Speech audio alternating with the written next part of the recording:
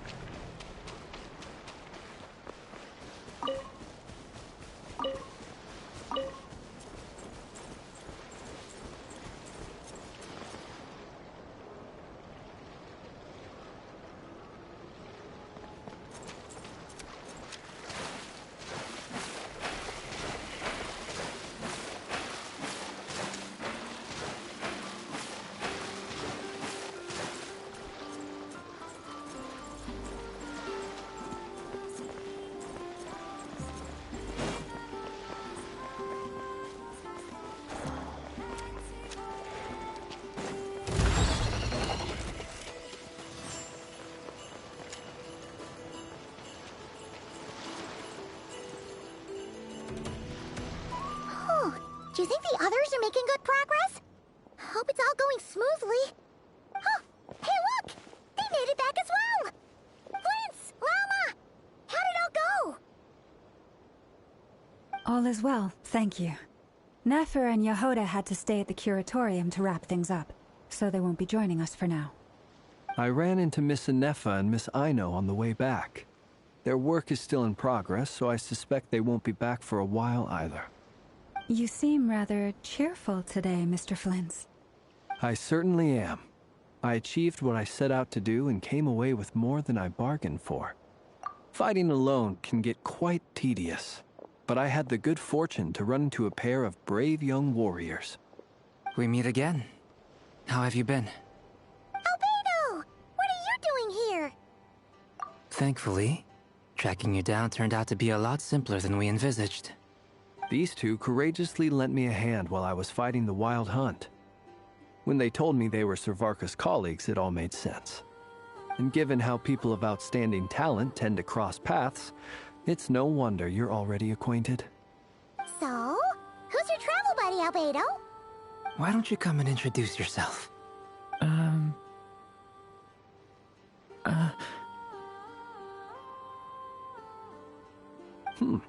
A gentleman of few words, I see. And a rather stern countenance. I presumed you were acquainted with him. Is that not the case? It's nice to meet you. Again. We've technically met before. Wait a sec! You're Minnie Durin! That's right. It's me. I'm glad to see you again. By the way, he says it's okay if you drop the mini. Yeah, I'm not as mini as I used to be. Interesting, isn't it? The first step towards blending into human society appears to be reflecting on whether one's name really reflects who they are. Wow! You look so different! In a good way, of course. It's great to see you looking so healthy. Thank you, Paimon. And although you're as mini as ever, I understand that diminutives don't always convey endearment.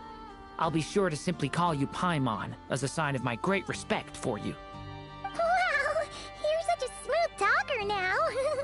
Paimon could get used to this. From now on, you may refer to her as your esteemed guide, Paimon. Personally, I think our little Paimon is the perfect size. When people call her Little Paimon, it's just because she's so adorable that they can't help themselves. If that's not a sign of endearment, what is? You're absolutely right, Miss Lauma. My brother still has a long road ahead of him when it comes to understanding human relationships. Anyway, speaking of long journeys, didn't Columbina, leave with you? How come she isn't back yet? She's been catching up with old friends. Wouldn't be surprised if you stopped for a cup of tea or 10 on the way back. Uh-oh. People are talking about me. Hope it's nothing negative.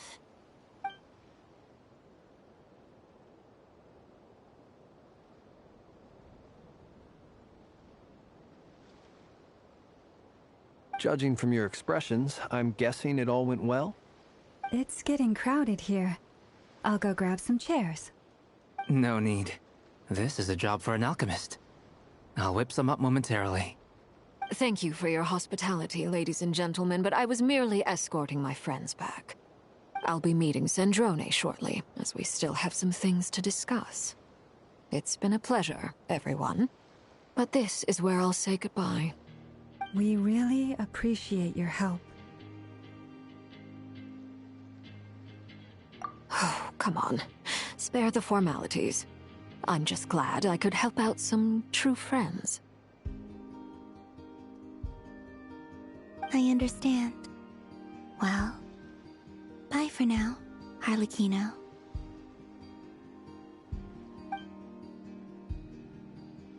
Oh, this place is hopping. It's probably a good thing one of us left. Otherwise, we might not fit all these people in. Are you saying we're about to run out of chairs? As a matter of fact, I am. Come on in and see for yourself.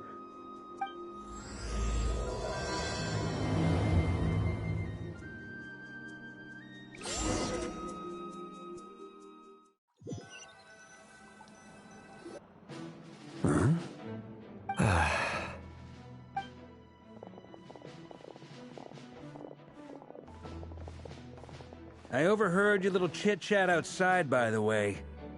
With Miss Columbina's colleague gone, we should be back to the original crew plus the other colleagues I brought in. Though, it looks like we have another new face. Someone else managed to rope in a colleague too? Frankly, you and Paimon are the only people I know here. This here is Dainsleif, colleague of Tibet's greatest guide, Paimon, and greatest adventurer, the Traveler. Well, not exactly colleagues, more sort of friends. When someone else jumps in to do the announcing, you know you're speaking to someone important. Let's hear what he has to say. Note to self. Once Paimon knows your name, the rest of the world will soon follow. When he comes looking for us, it's usually something important. Paimon's guessing you've heard about the Wild Hunt, then. From the looks of it, you're about to hold a meeting. If I were to say that the Wild Hunt is our mutual enemy, would that earn me a seat at the table? As the saying goes, the enemy of my enemy is my friend. Mr. Dainsleif, there's a seat with your name on it. Though, I can't promise the same for everyone else. Hey, Albedo, think you can rustle up a couple more chairs? After all this time apart, Grandmaster Varka's first order is to rustle up a couple more chairs. I've missed this. Is he being sarcastic? Hey, he's your brother. Why are you asking us? I've still got a lot to learn about the nuances of human conversation. Trying to decipher Albedo's way of speaking has been like jumping in at the deep end. Oh, good point. Paimon gets you now.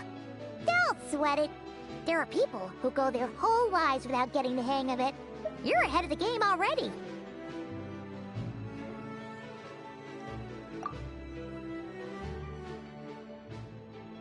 I wonder what's taking Nefer so long. Perhaps you should go and check in with her. If anyone can hurry her along, it's you. I just got back from the curatorium. Besides, aren't you curious to see what's taking her so long? Miss Nefer doesn't strike me as the type to share secrets. And since gathering intel is her specialty, I'm guessing she'd prefer to keep her methods confidential. Under such circumstances, would it not be tactless for me to impose? Oh, but it's fine for me to impose. What can I say? You have an unrivaled ability to garner people's affection, Miss Moonchanter. Besides, you have far more in common with her than I do. All right then. Impressive. She barely fought back at all. I admire your powers of persuasion, my friend.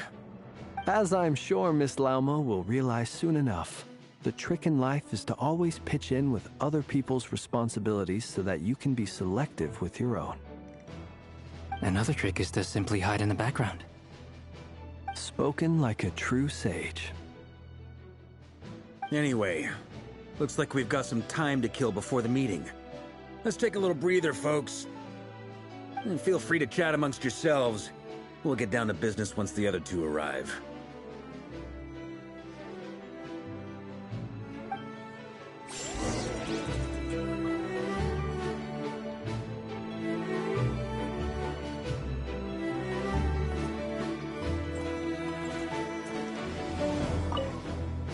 You're both awfully quiet. Why don't I start us off with an icebreaker? Much obliged. Have either of you ever had your portrait painted? If not, I'd be glad to help. That sounds like a lovely idea. You know how to paint, then? I dabble occasionally. He's an excellent painter.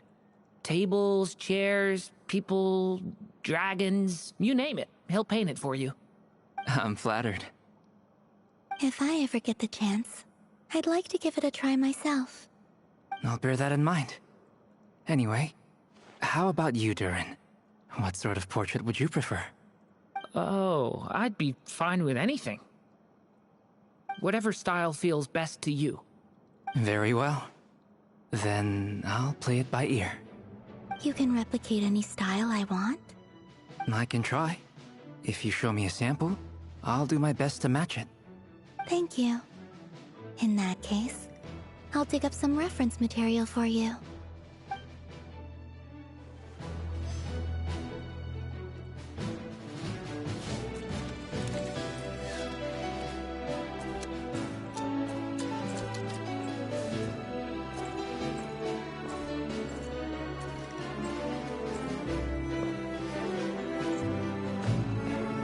Is there something you'd like to say to me? Yeah!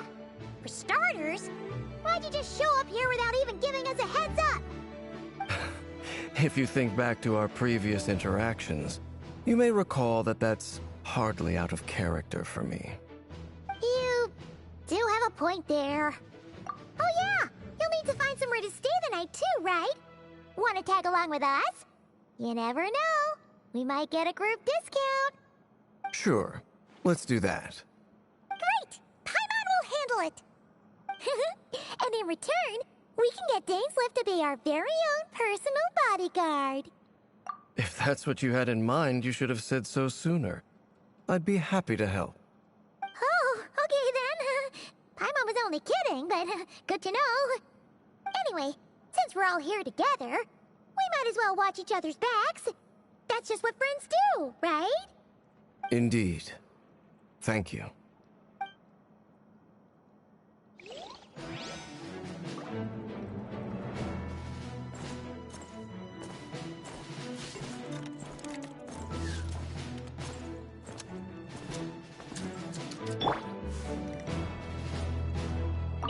Truth be told, I can't remember the last time I was in a meeting with so many people.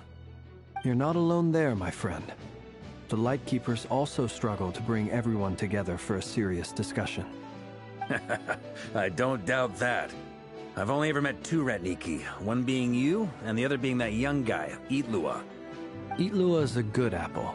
I'll give him that. He's kind, honest, and regularly delivers supplies to my lighthouse. A true Ratnik to the core. In that sense, he puts me to shame. So you're what? A fake Ratnik? That's what it sounds like you're saying. But I get the feeling that's not quite what you meant.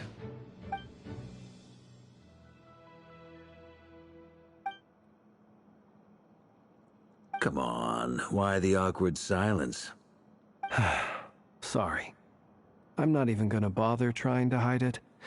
You've known all along, haven't you, my friend? Now that was an awkward silence. Let's just keep this between ourselves. Probably best if Eloa doesn't know, huh? That goes without saying. Gotta be careful what you share with youngsters, after all. Anyone else in the know? Let me guess. The Traveler and Paimon? It's dangerous being too sharp for one's own good, you know. Then, in the name of the Animo Archon Barbados himself, I swear your secret's safe with me. When we went for drinks, you said that you and Barbados were practically best buds. In the light of that claim, do you really expect me to take your oath seriously? Of course. Just as long as you don't go spreading around the fact that I'm close with Barbados, all right?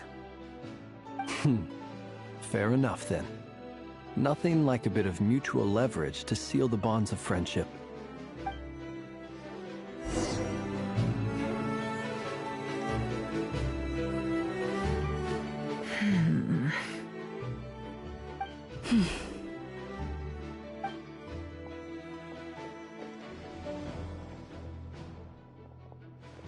Ah, Miss Nefer. You made it after all. But what about Yehoda? I'm here to give you an update on how things are going on our end. Once this is over, I'll be heading straight back to continue my work. I left Yehoda back at the Curatorium to watch over things while I'm gone. Huh. So much for just this once.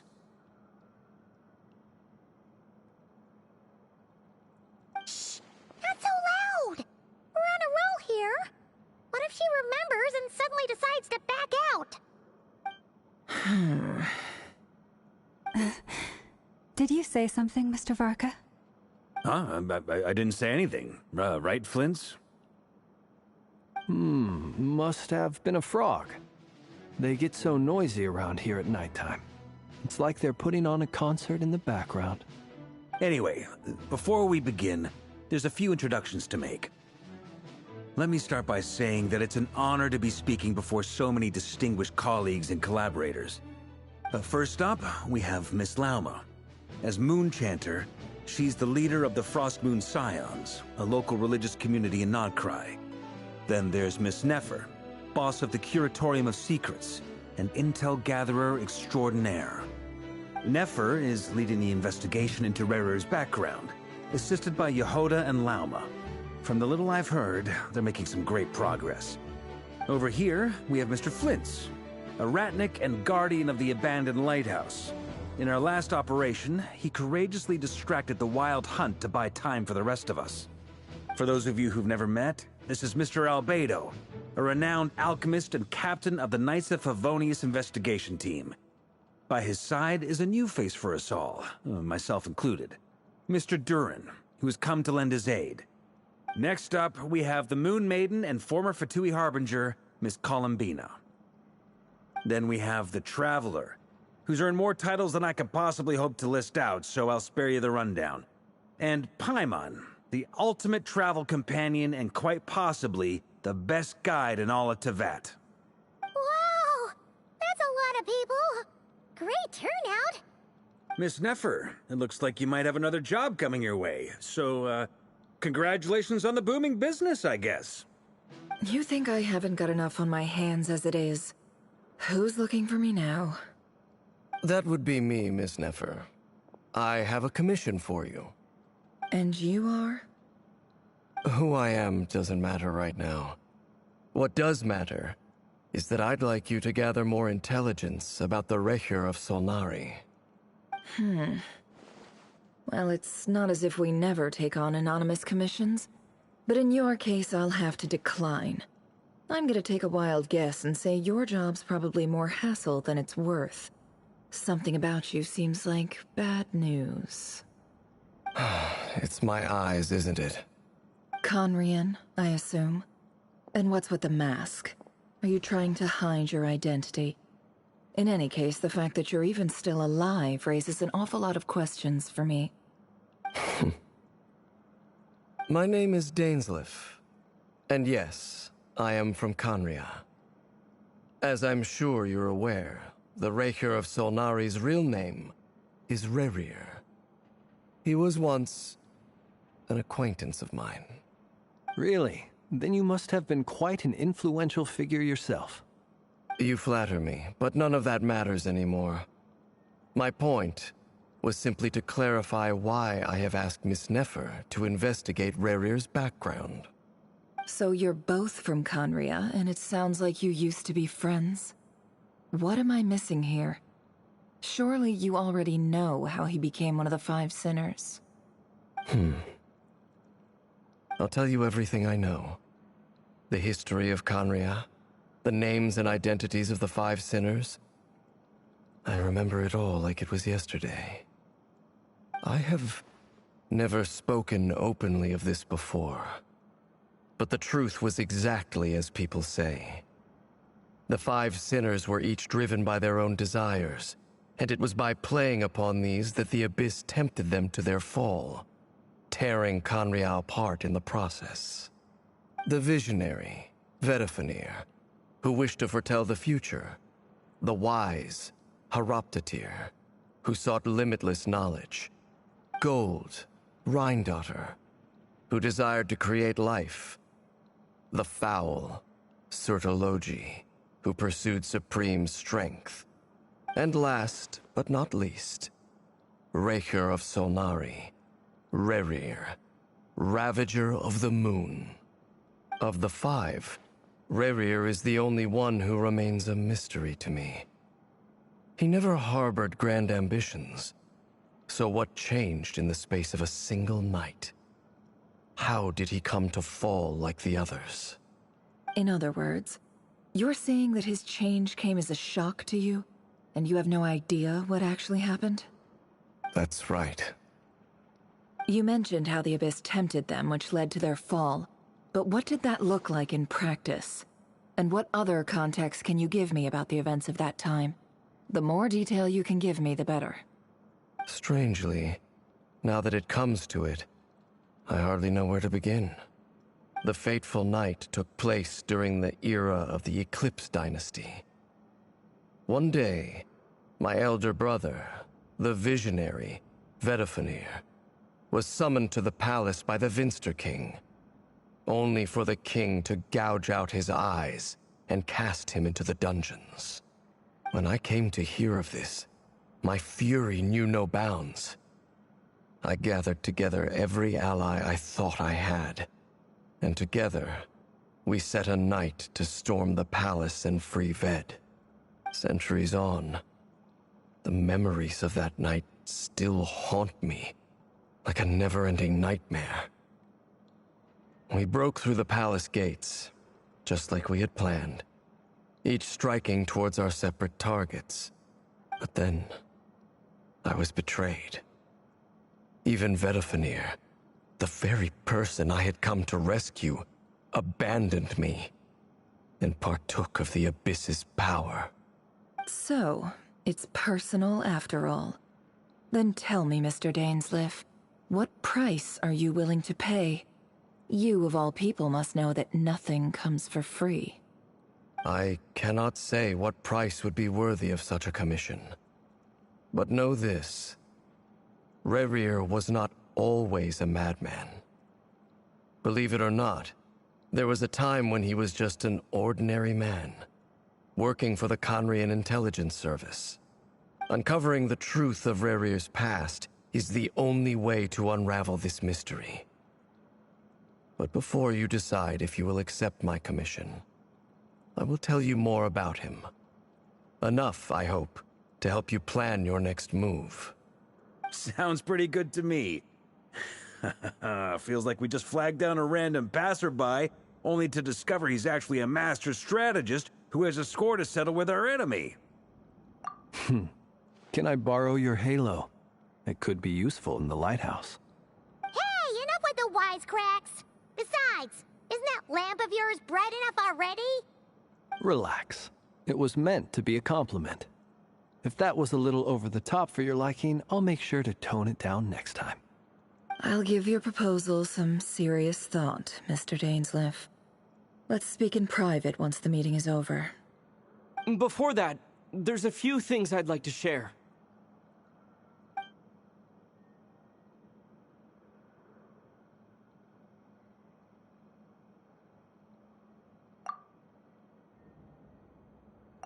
Now that we've united the hearts of the three moons, your power should be greatly enhanced. But it seems like that hasn't happened yet? I believe it will take a little longer.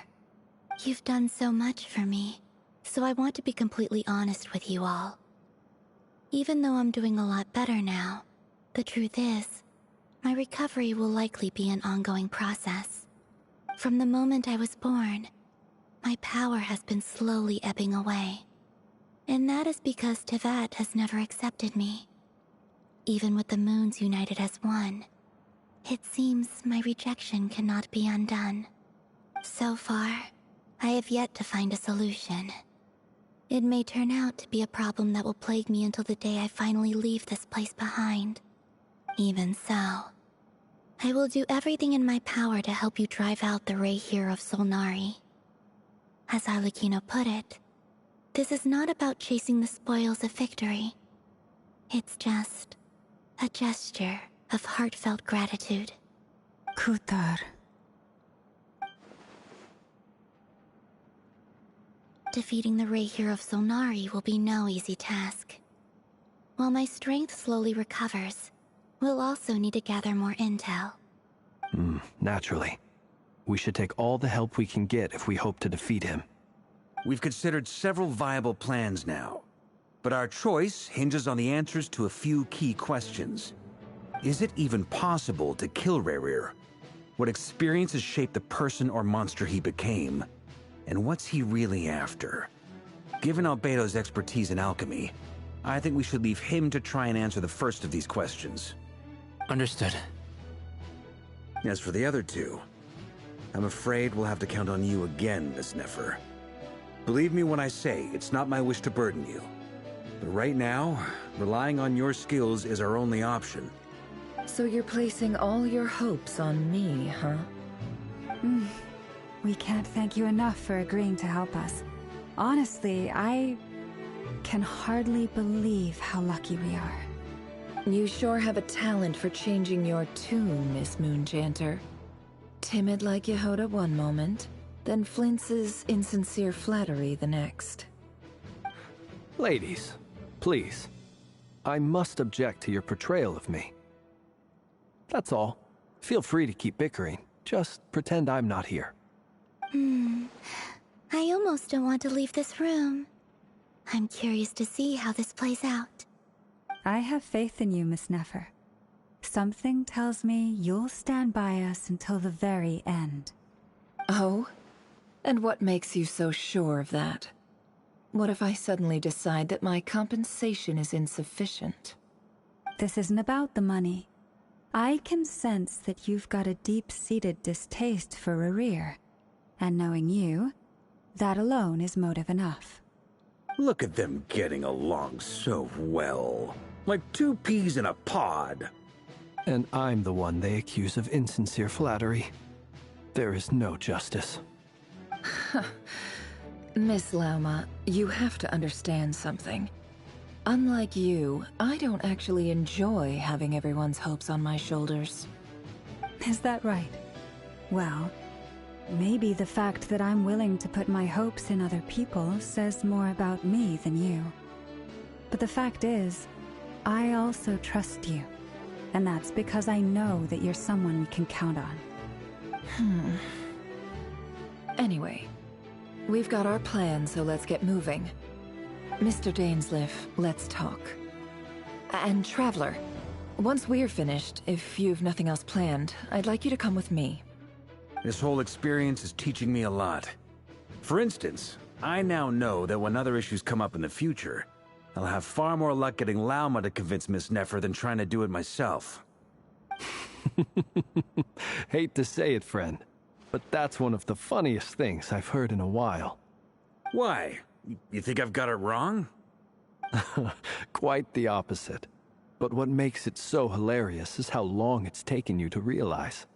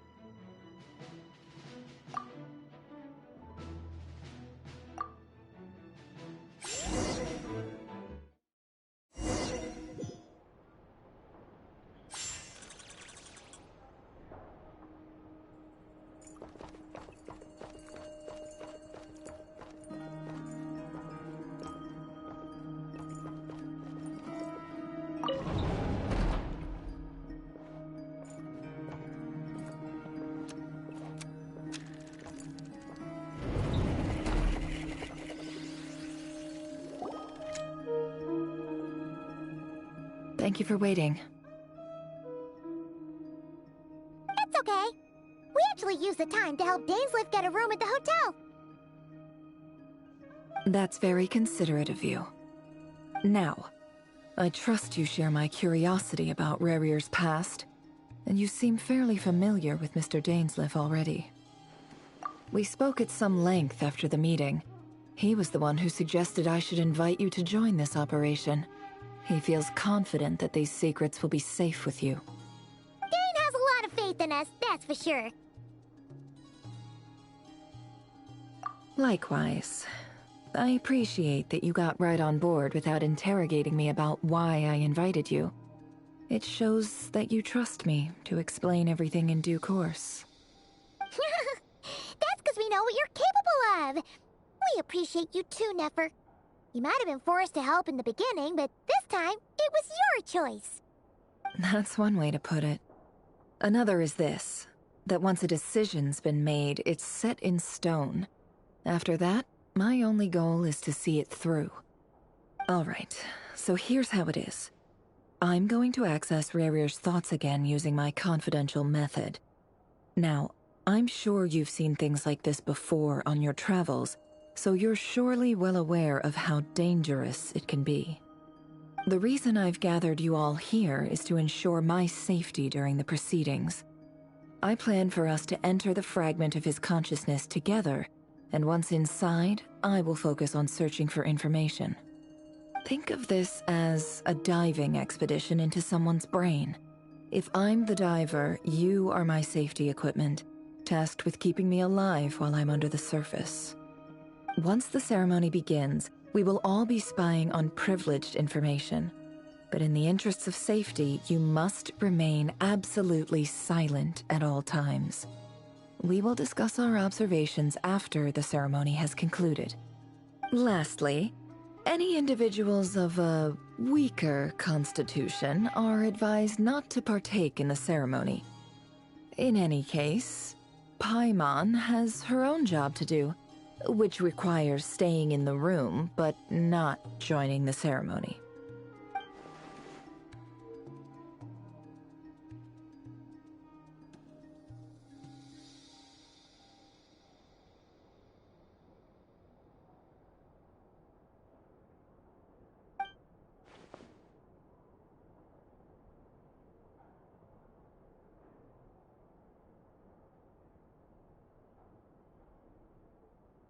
Well, good luck, everyone. Sounds like all Paimon can do is cross her fingers and root for you guys. There's a little more to it than that.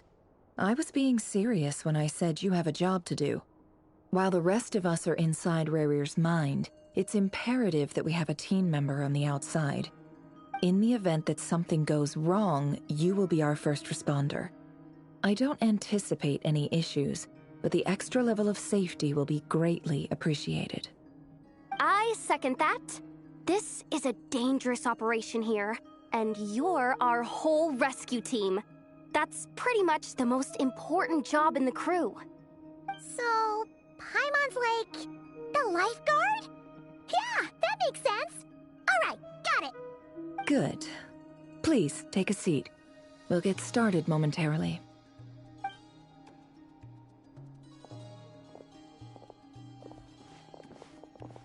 So, did Mr. Dainsleif tell you anything else?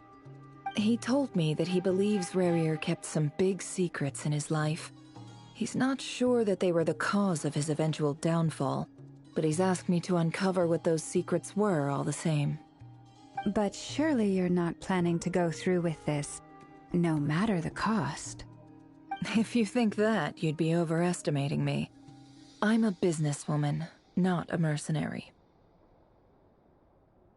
But I do have my own professional reasons for taking this job. You think I'd turn down the opportunity to get a first-hand glimpse into Conrian history? No chance. Well, as long as you don't let morbid curiosity get in the way of safety concerns, we're good. We'll do whatever we can to help you. You're such a killjoy.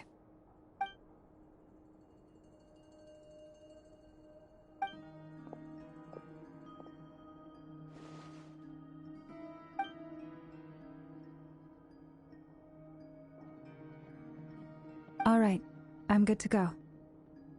All set over here, too. Promise, Paimon, you'll be extra careful. All right. Let your whole body relax. We're about to begin. Close your eyes.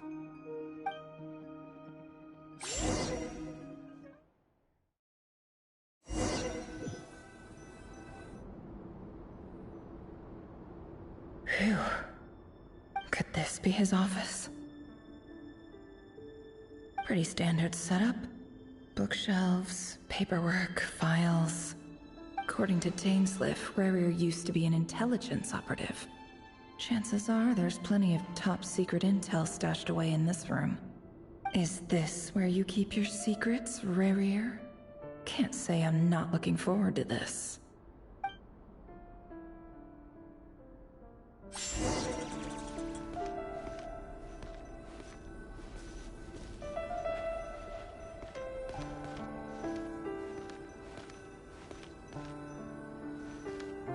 He looks even gloomier than last time. I wonder what's changed.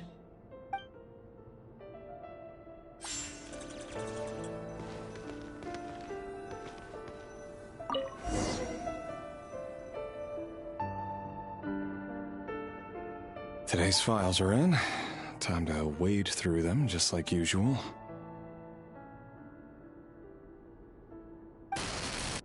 Male, 51. Occupation, cook. Confirmed Crimson Moon descendant. Has maintained frequent contact with other descendants over the past year. Poses a threat to the dynasty.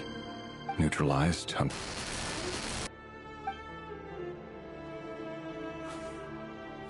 This one should be archived under purged targets.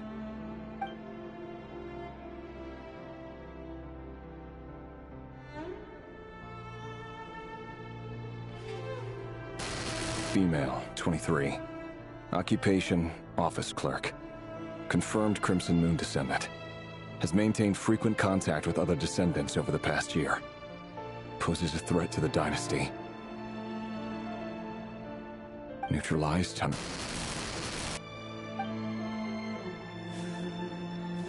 Another one for purged targets. Sounds like she was that other man's daughter.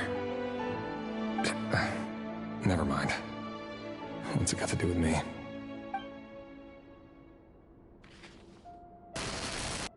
Male, 40.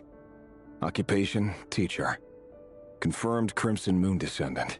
Has been observed making contact with other descendants during the past year. Poses a threat to the dynasty. Neutralized on... Just another nobody for the archive. Come to think of it, I remember surveilling this man. A case like his never would have been considered a priority in the past. Huh. He barely even interacted with other Crimson Moon descendants.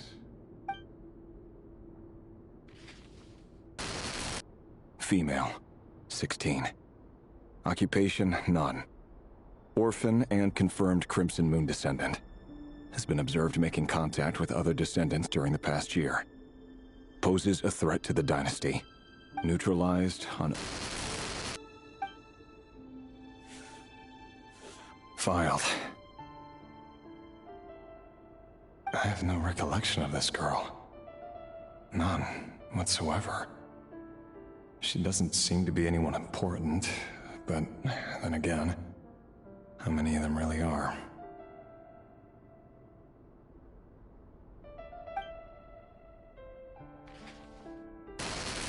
Female, 13. Occupation, none. Orphan and confirmed Crimson Moon descendant. Has been observed making contact with other descendants during the past year.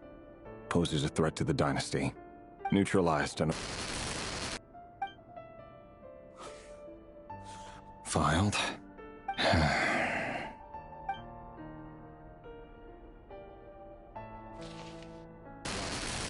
Male, 11. Occupation, none. Orphan and confirmed Crimson Moon descendant. Has not been observed making any contact with other descendants during the past year. Poses a threat to the dynasty. Neutralized on...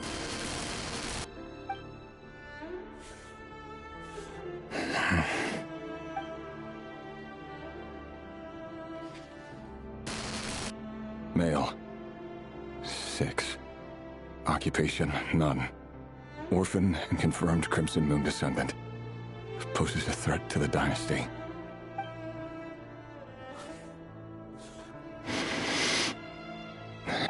It's funny, isn't it? Your job is becoming both harder and easier at the same time, depending on how you look at it. Sooner or later, the Crimson Moon descendants will be completely wiped out. But as their numbers dwindle, they become harder and harder to track down. That's not how it is. Fortunately, however, most of the able-bodied adults have already been taken care of. The remaining weaklings will be increasingly easy to deal with. No! No. My job is to ensure the survival of the Eclipse Dynasty. And the only way to do that is by eliminating any and all potential threats. It's a perfectly legitimate line of work. Every single one of my colleagues can attest to my fairness. And if my friends were aware of the facts, I know they'd back me up too. Assuming, of course, that they were aware of all the facts.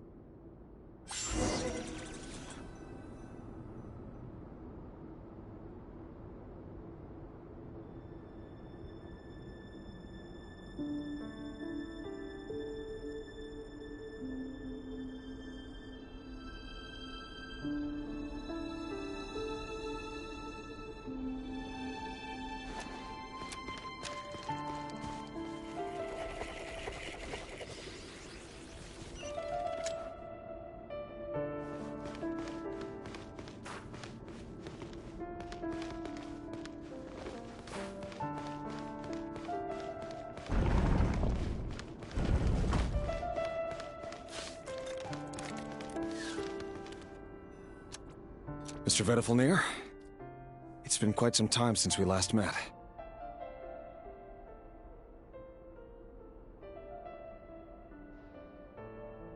Revier, I trust you're here because you have something important to discuss.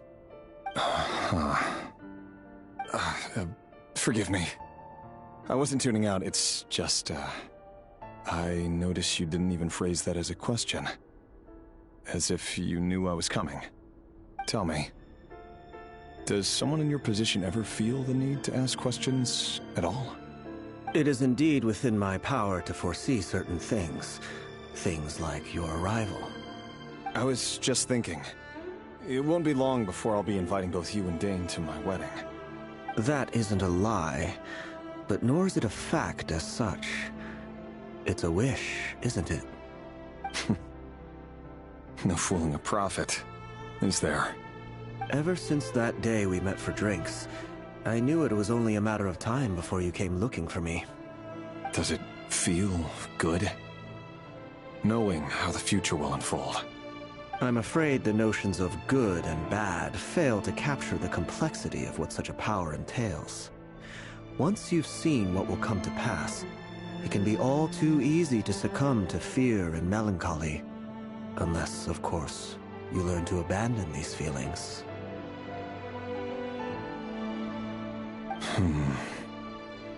You fear my silence, and long to hear the words I left unspoken that day.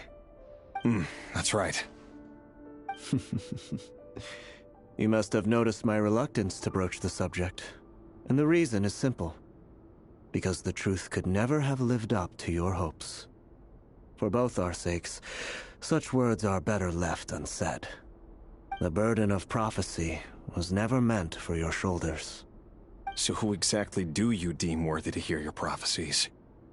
None but our exalted king? Or rather, our king as he once was. You're closer to his majesty than I am. You must know better than anyone how much he's changed. You say that as though it is to my benefit. Yet precisely because of that, I dare not speak rashly. A king can turn out to be the most virtuous of rulers, or a tyrant more terrible than the most vicious of dragons. You are so wise and far-sighted, yet still you would have me live in fear of the unknown? You make a fair point. Especially given my silence alone was all it took to send you spiraling downwards. Very well then. Let me offer you some advice. And I say this not as a prophet or a visionary, but simply as the brother of your friend. For many reasons, there is very little chance of your marriage ending in happiness. If happiness is what you seek, you should find another fiancé.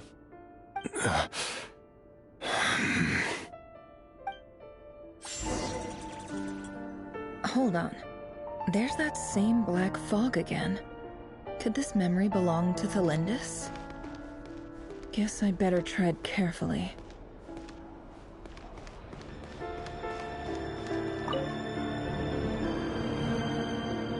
Wait. Hear me out.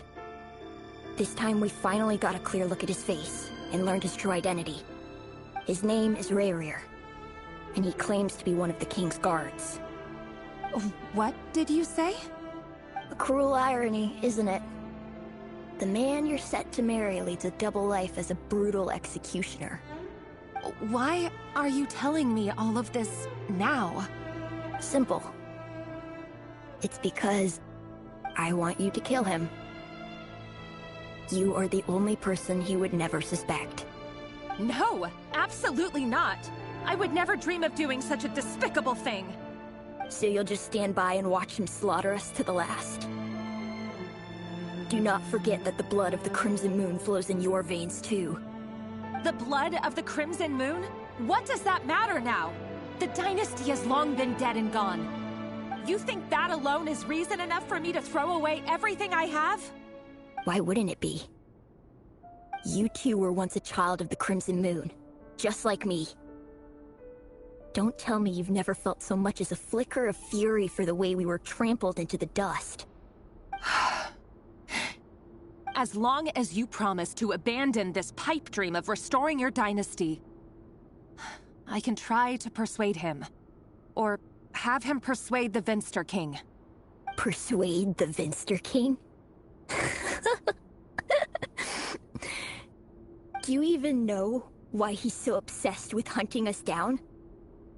Why he keeps trying to force us to hand over our secrets over and over again? Or why we refuse to give up on restoring the dynasty? The Vinster King. A blind fool. His eyes clouded by powers from beyond this world. A petty little man with a miser's heart. And he dares to sit upon the throne? Mark my words. Sooner or later, Conria will fall. And it will be his doing. If you can't bring yourself to do it, so be it. Just you watch. It won't be long before calamity descends upon us all. The Rayrir of Solnari. That really is quite a secret you've been keeping from me, Rayrir. But who am I to talk? Am I really any better? I've kept my own past a secret this whole time too. Love should be built on honesty. But ours was born from lies. And yet, is it really so wrong to hide things that would only make life harder? If we don't cover up the parts that no one else should see, how can we go on pretending to be normal? Vedifulnir must have known all this. And that's why he made his prophecy. In the end, nothing stays hidden forever. But I won't just sit by and watch this disaster unfold. I'll do everything in my power to protect what I cannot afford to lose, no matter who I have to face.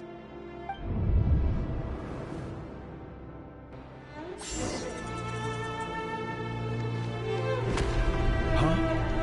Was that Rayrir who just walked past the window? Doesn't it give you the chills that he still takes the same road to work every day? As if nothing ever happened. Those people at the deli. Enough already. They're clearly pretty taken by their own disguises, so just smile and play along. Pull the rug from under beasts like that, and you'll risk having your throat torn out. Deli. They're talking about those people from the outside. position. Right. I'd almost forgotten they used to run a deli. People of no consequence always vanish so easily. And no one even remembers them.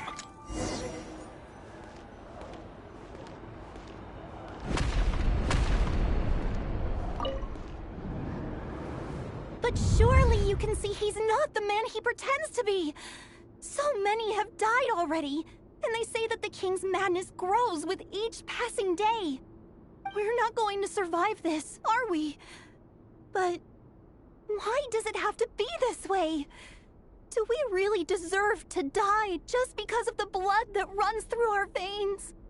Felindis, are you even listening? Sorry, Freether. My mind was off wandering. I heard you, though. You're talking about what Rerir said. He's just following the king's orders. He's a secret agent, and it's his job to hunt down rebels and dissidents. By the time you first met him, he'd already taken lives. Maybe he was using you from the very beginning. No. Rerir has no idea I have anything to do with the Crimson Moon. My family are only distant relatives of the main lineage, and besides, my eyes are perfectly ordinary. Truth be told, apart from my teacher, pretty much no one knows I have any connection to any of it. It's been a long time since my family severed ties. But as Orlog said, who could possibly talk sense into that raving lunatic of a king? No one. I'll work something out. Trust me, I'm with you all. But for now, you need to keep yourselves hidden. Don't let anyone find you, anyone at all. Don't forget that Rerir is an Eclipse operative. You need to be extra careful when he's around. And when I am too. For now, don't come looking for me. And if anything happens to me, just act like we've never met. If even you can't escape this, what hope do the rest of us have? But after all this time together, surely he wouldn't lay a hand on you. I won't speak in his defense, nor can I give you a clear answer to that question. But I'll do everything I can to put an end to this. Here, hold on to this. If an opportunity to escape presents itself, take it. You'll be glad you took some spare change. You call that change? But what about you? I've got a job, and there's still money coming in. But you can't go anywhere right now. Please think about yourself for once.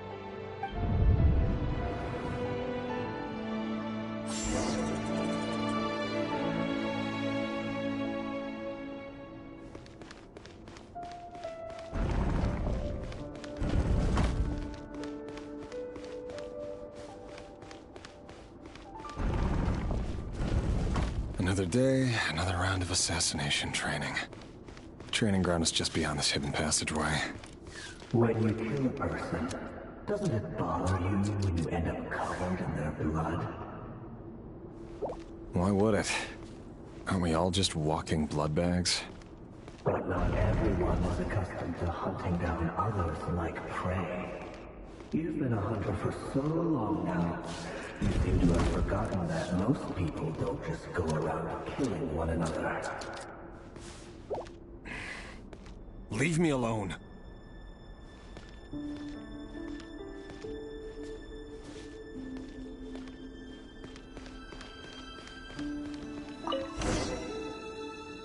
It all ends. Make sure you have a firm grip on the handle. Then choose your angle well. Keep your movements light and brisk. And the prey won't sense a thing. I'm down with that. Although no one's ever died a quiet death at your hands. I work clean. No traces.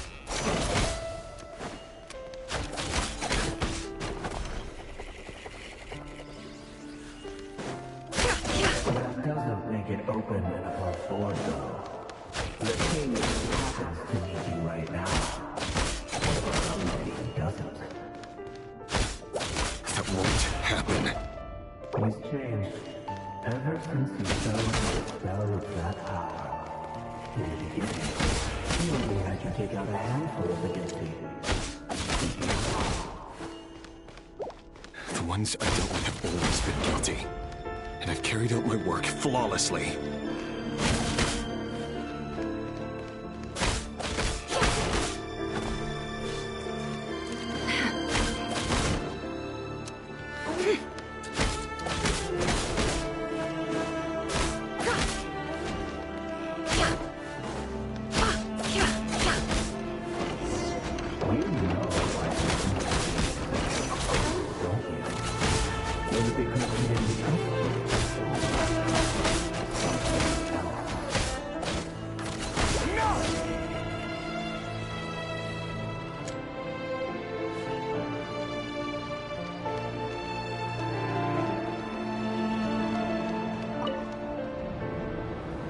Delindis, do you still remember Orlog? Orlog? The boy who was pretending to sell flowers. You spoke for quite a while, didn't you? Yes, we did. What about him? He was arrested 2 days ago. Chances are he's already dead. He... I just don't get it! After everything he's done, why do you still stand by him? Or does it mean nothing to you that people keep dying? No, that's not... Just hear me out. I need to go now, Delindis. They're looking for us. You take care too. If you ever need a place to hide, come find us.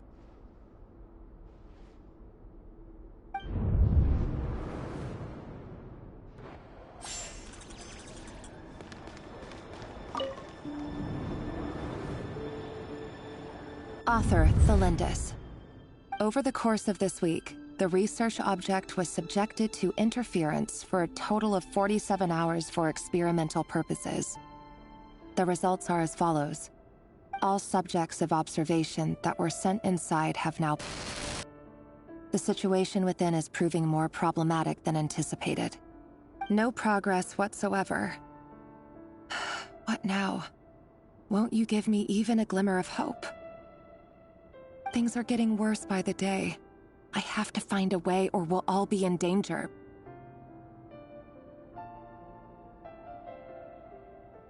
But I... If all this research comes to nothing, what then? Sooner or later, it'll be my neck on the line. But could he really bring himself to kill me? No. Surely he wouldn't have the heart.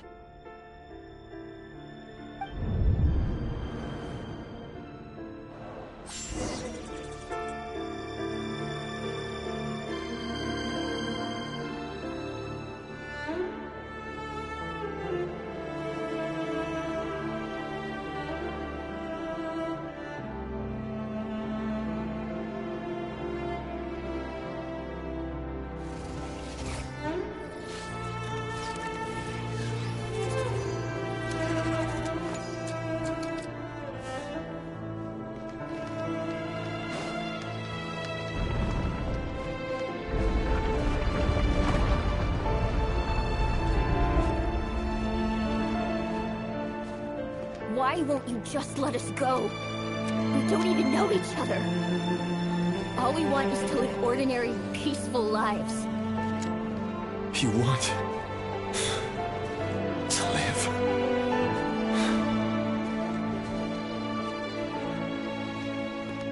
Yes. I just want to go on living. Is that really such an unforgivable crime?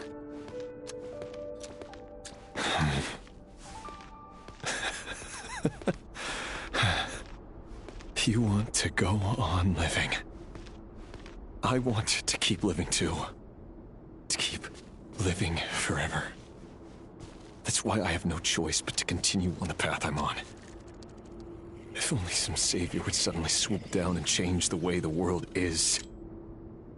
Too bad that's not going to happen. Imagine that. If there really were such a person, you and I wouldn't be standing here like this, would we?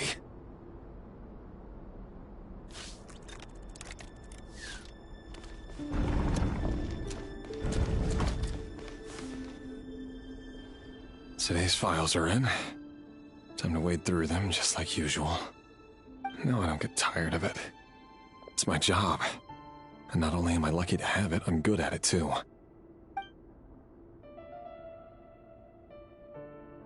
Huh.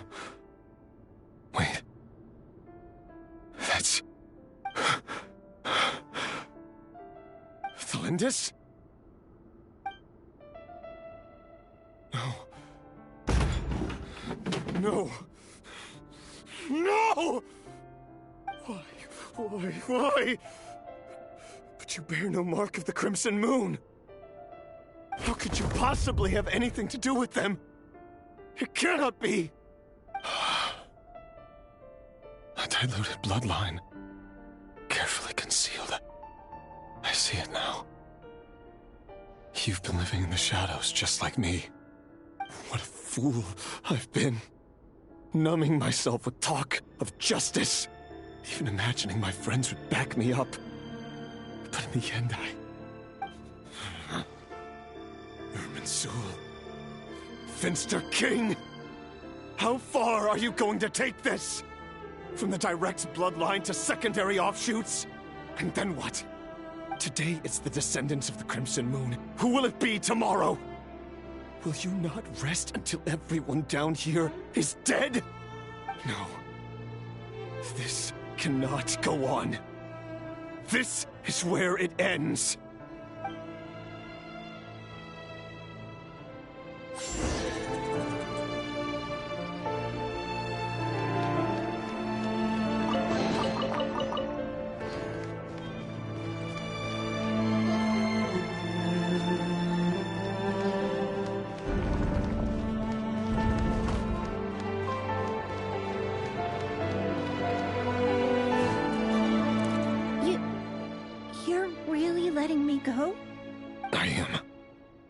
As long as you can guarantee that no one will find you.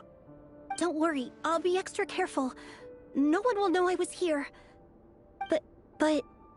what about you? Me? If you let me go, you won't be able to complete your mission, will you? Good point.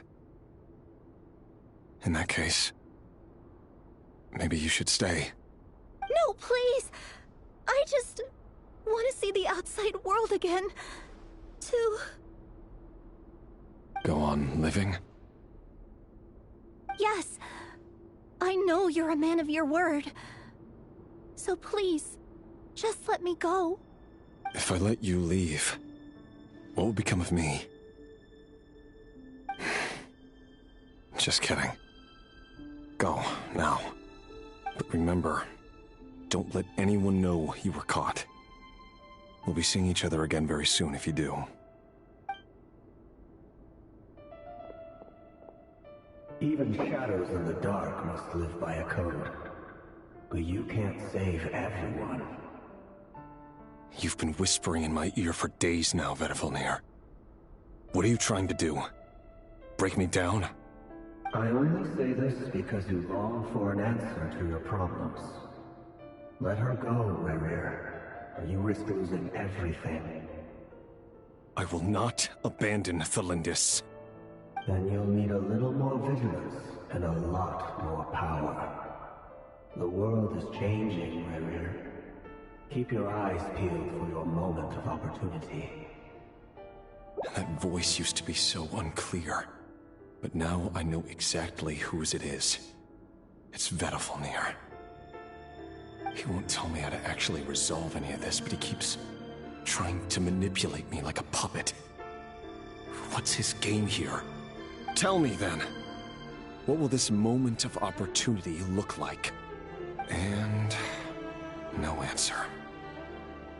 He's like a ghost. Always disturbing me when I'm on edge, but never answering when I need him most. So, the Eclipse Dynasty was purging. Well, massacring the descendants of the Crimson Moon. And it seems like it was all connected to the Vinster King's research. The King's obsession with abyssal power left the future of Khaenri'ah hanging in the balance. No wonder every aspect of Rarir's life was so unstable.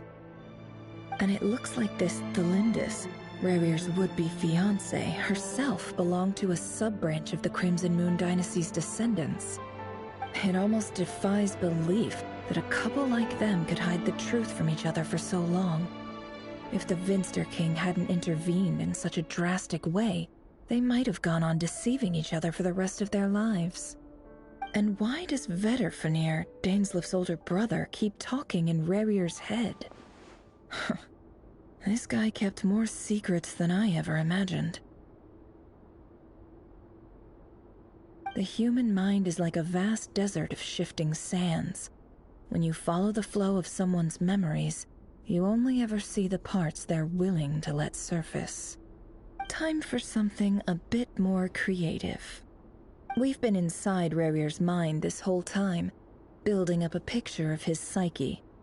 There's already enough clues on the board to start reading between the lines and mapping out the rest. Now, we can finally begin to put the pieces together. Sure, it'll only be a reconstruction, part simulation, part reasoning, but it's usually pretty accurate. Once we've built up a cognitive profile, we just need to cross-check the logic behind his actions. And then we'll be able to take a sneak peek at whatever it is that Rarir has really been hiding.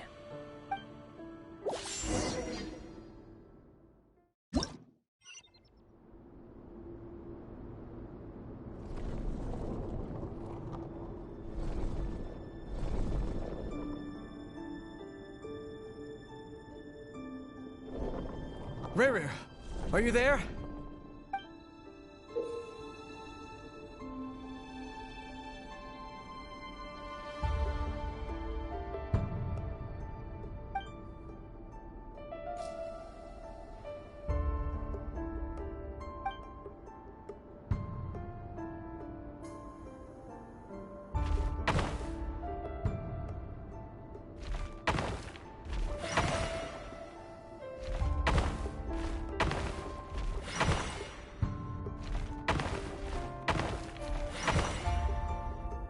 Hey, Rarir! Come out, it's urgent! Dane? What's wrong? Quick, come with me. I'll explain everything once we've met up with the others. Okay. I'll come. But the Lindis is still over at the Universitas. I'll need to leave her a note. All right then, but make it quick. I've never seen Dane so worked up before. Whatever this is, it must be big trouble.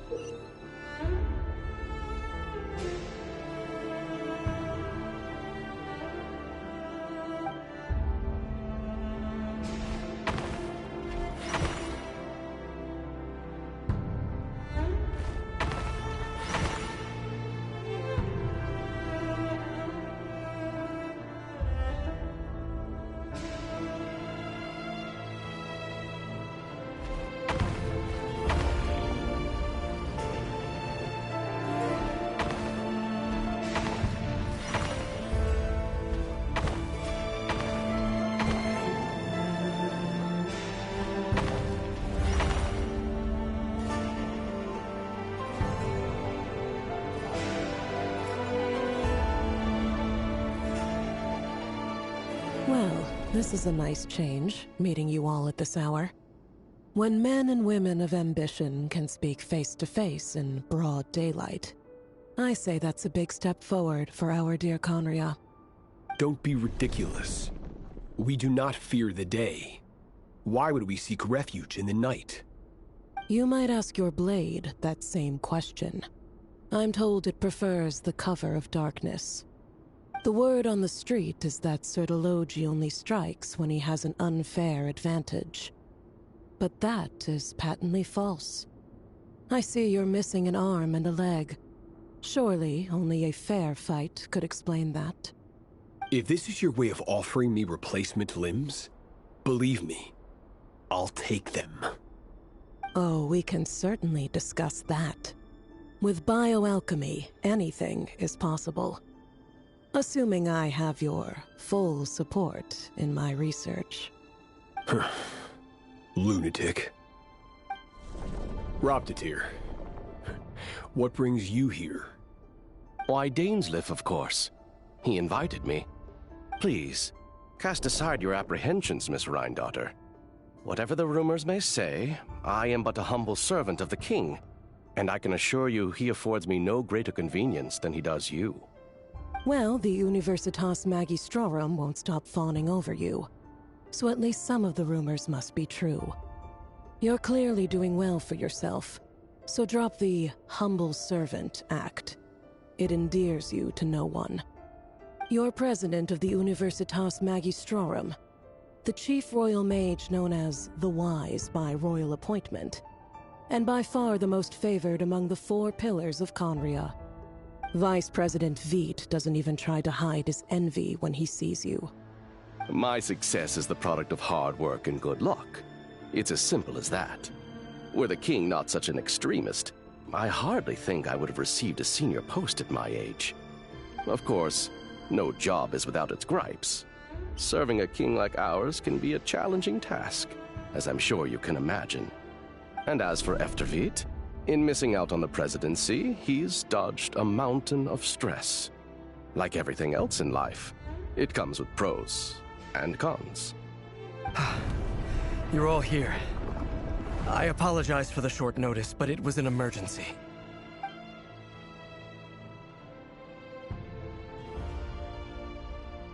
You must be Rarir. Mr. Sertology. Yes, I handled your case file during your sentencing. Nothing personal, of course. I'm pleasantly surprised that you remember me. You're clearly a person of substance if you've been invited here. But Dainsleif, you'd better have a very good reason for convening this little gathering. It's my brother, Vedofenir. After he spoke at the court this morning, the king was so infuriated by his words that he had him blinded in both eyes and thrown in prison. Vedofenir in prison? Strange. I thought the king trusted him and Horoptatir more than anyone else in the world. Does this mean the king's circle of trust just got even smaller? It has nothing to do with trust. It's about what the king wants, which is as clear as day to anyone paying attention. I simply appease him, because it's in the best interests of the Universitas Magistrorum. And also because you're slimy. Vedofenir, perhaps less so. But still, a visionless visionary? It rather inclines me to think that qualifications are not what get you ahead in Conria. Do you honestly think this is an important discussion to be having right now? Dane, what are you planning to do? Rescue Vedofenir, I assume. Correct. It will mean storming the palace by force. Tonight. I need all of you on my side. That's far too dangerous. And don't forget, Dainsleif, you're captain of the Royal Guard. You swore an oath to the throne. You've been planning this for a while, haven't you? I have no desire to commit treason. But whatever critique the king may have of Vedofenir, disfiguring your most loyal subject for putting the best interests of his court and nation first, this is not the conduct of a wise ruler. My blade will force the king to see the error of his ways. So, Vedofenir's prophecy enraged the king. I'm sure it wasn't what he wanted to hear, but if he won't take counsel even from the visionary, that is deeply troubling news. The extent of His Majesty's madness is now all too clear. The question is, how does a man like me get out of this situation unscathed? You have noble ambitions, Dane, but I'm afraid they don't do much for a guy like me. I'm not interested in saving the world. All I want is a letter of pardon. A letter of pardon? For whom? Thelindis? The chances of the Vinster King issuing a pardon for anyone connected to the Crimson Moon seem vanishingly slim.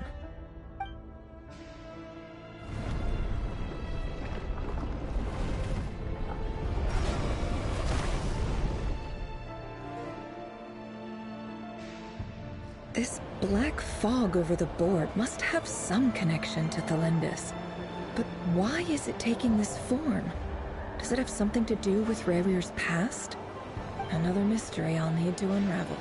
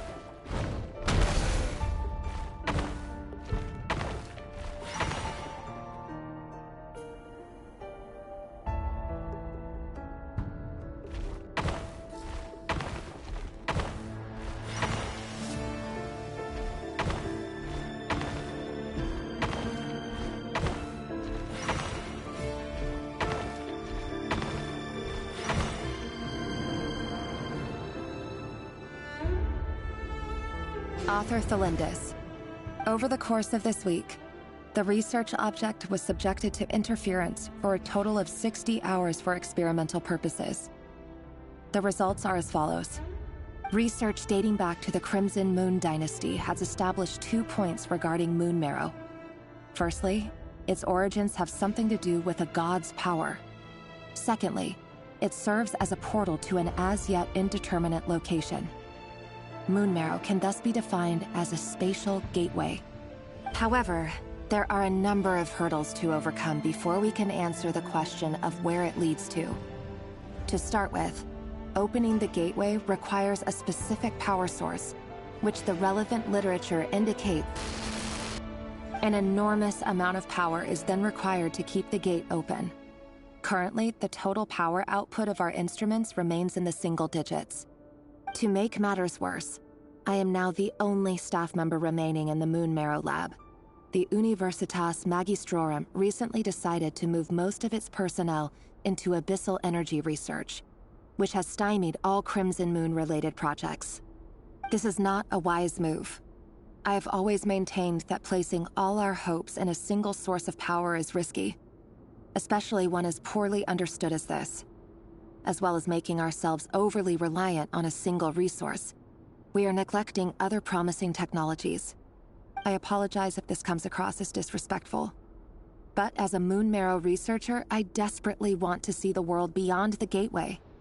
If we really made it there one day, what would we find?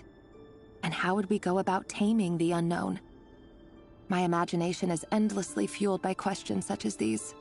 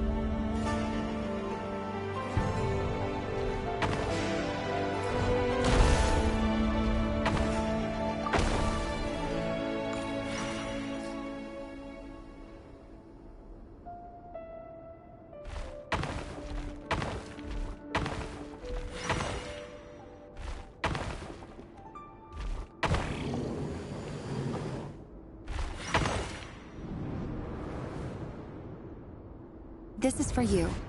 I heard you're gonna leave the city with your parents. The Lindis... Did you hear about what happened? I've heard nothing. Rerir got back very late last Friday, and he was acting a little unusual, but he slept pretty well, so I'm guessing whatever he did was a good deed. You never saw him, and I don't know what he did. And this conversation never happened. You understand? What if he finds out that you pried into his secrets? Don't be silly. I don't know what secrets he does or doesn't have. All I know is he's just a normal guy who happens to run some errands for the king. Are you scared of him? I don't know. The Rerir I know doesn't match the person you all describe.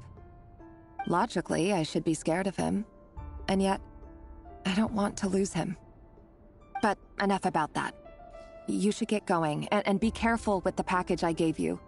Keep it secret. Keep it safe. What's in it? A piece of the moon. All you need to know is that as long as you keep it safe, then in the future, everyone will be able to see a red moon. A red moon? You mean... our moon? That's right. Our moon. Promise me you'll look after it. I promise, the Lindis. The Crimson Moon bloodline will never die out. Its light, the color of blood, will become like a fire that flows in our veins, no matter how long it takes.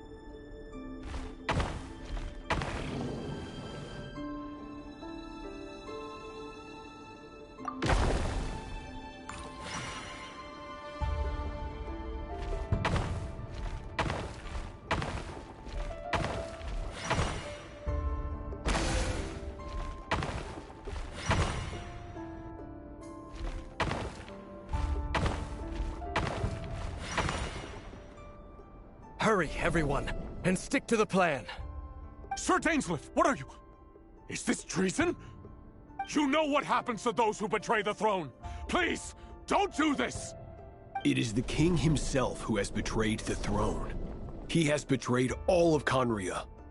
If you have any love left for justice in your heart, you should join me. It's showtime. Dane and his group will handle the troops in the palace. Then Hraptatir and Rhindaughter will disarm the security measures. My job is to enter the prison and rescue Vedifalnir. Stay safe. Wish me luck. Look after my brother. Draw your blade. It is time for justice to prevail.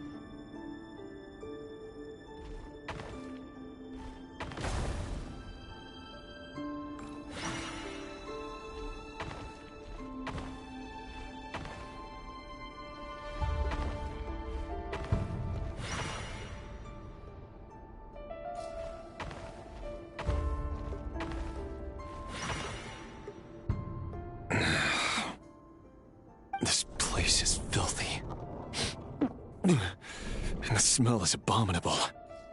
Clearly, the king doesn't allow his prisoners a single shred of dignity. This is dire. Found you. Hello, Mr. Vedafilnir. Ah, it's you. Surprised? Oh, wait. I guess surprise isn't an emotion that prophets feel very often. I certainly felt some surprise in the moment when I was blinded. Surprise at the king's sheer ignorance. Surprise at just how unfairly this world responds to words of earnest remonstration. I'm curious. What did you prophesize this time? It wasn't a prophecy. It was a word of warning. Someone had to say it. The king has forsaken all reason in pursuit of his obsessions. I simply told him that if he continues on this path, Khaenri'ah will surely fall. But he didn't listen. Worse still, he stabbed you in both eyes and locked you away. Dane asked for my help. The court is in complete chaos now, but I'm sure you predicted that.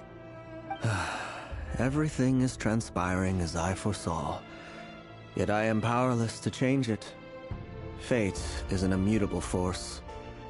I can but lament as the inevitable unfolds. I do wonder whether giving a man the power to see the future does nothing more for him than slowly crush his spirit. Forgive my curtness, Vedafilnir, but the king did not suddenly turn on you today. His suspicions have been brewing for a long time. You can't have wisdom beyond the reach of your fellow man without attracting his fear and suspicion. There are things the king does not want to see. So, he doesn't want you having visions of them either. He blinded you because he thought this would make the visions stop. He wasn't entirely wrong. I did indeed lose my power to see the future. Right up until... Until what? Just now. I believe I saw something new. Well, tonight could go a lot of different ways. 5 of us banded together to storm the palace, also we could rescue you. This will go down as the most tumultuous day in Khaenri'ah history. I sense hatred in you. But also hope. A desperate hope that with the tyrant deposed, that will be the end of the story. But this is not the end.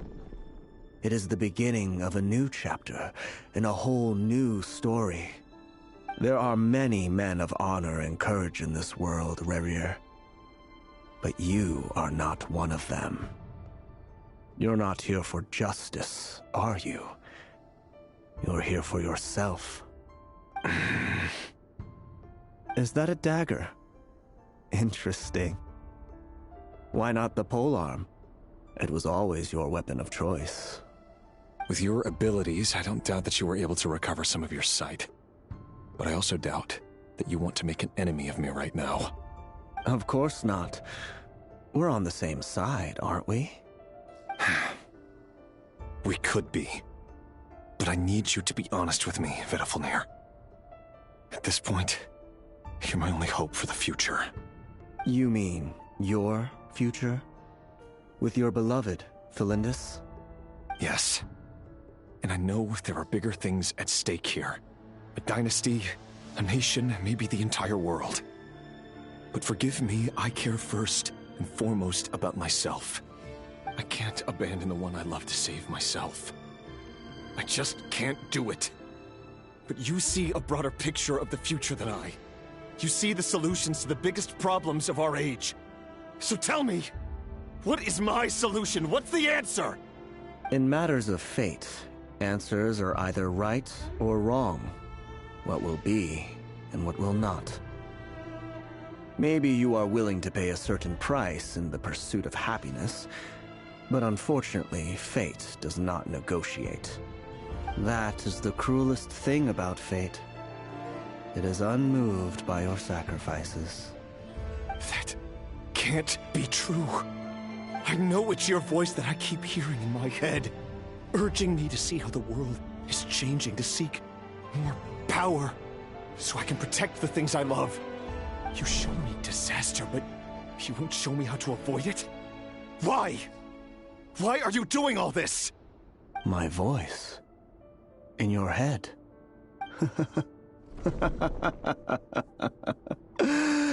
So, you hear it too?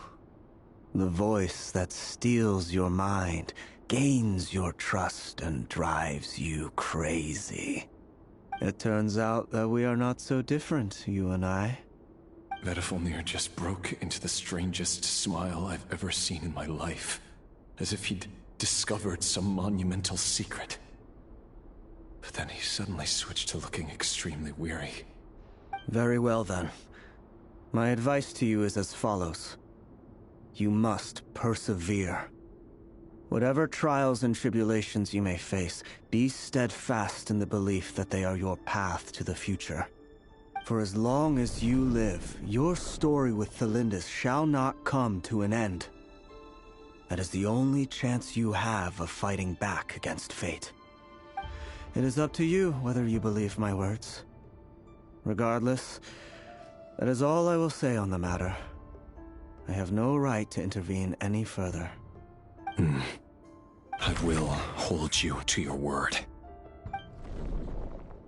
Thank you for setting me free.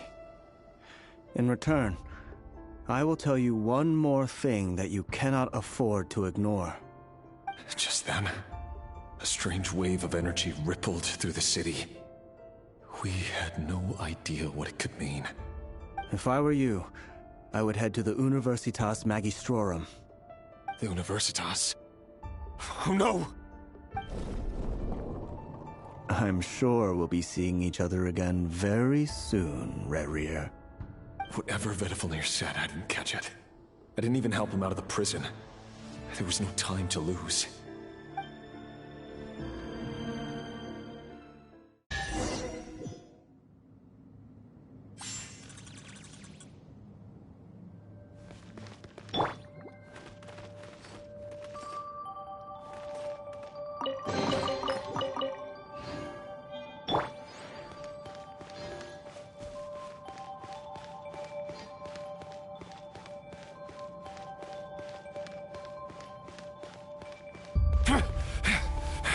Monsters? Is this what Watter's doing? The Universitas Magistrorum. Out of my way!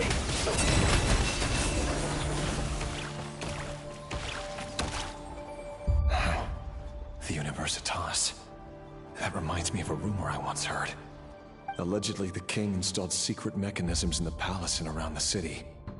No one knows where they are or what kind of power they hold. But if they were ever going to activate, it would probably be on a night like tonight. Help! Help! Hold on! Don't let them anywhere near you! Save me! I can't! Ah! That sounded like an explosion. So, the rumor is true? The king really went through with it? What other means does the king have at his disposal? They must run on power from the Abyss. And given it's a major center of Abyss research, anyone over at the Universitas will be in grave danger. I have to hurry!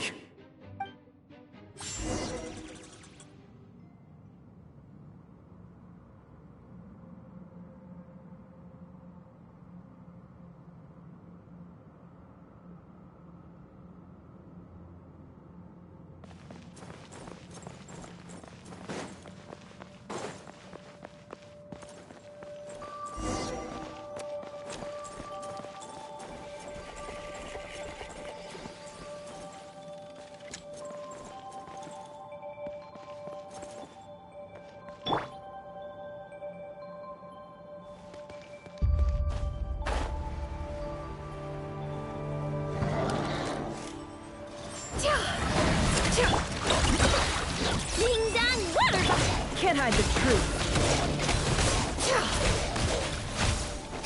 No more lies. How farcical. Tell me what you see. Be free. Close your eyes. Be silent.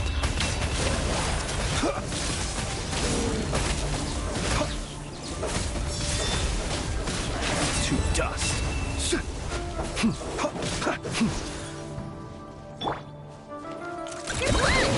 Look, the rainbow! Close your eyes.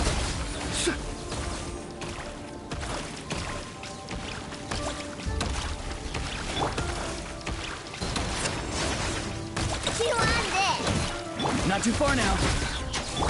The deception ends here. Flash attack! Time to say hello. Be silent. Close your eyes.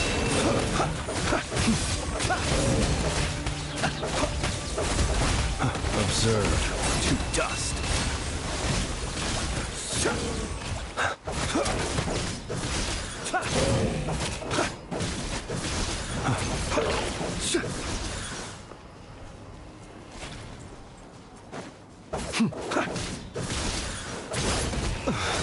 I will return as an avalanche.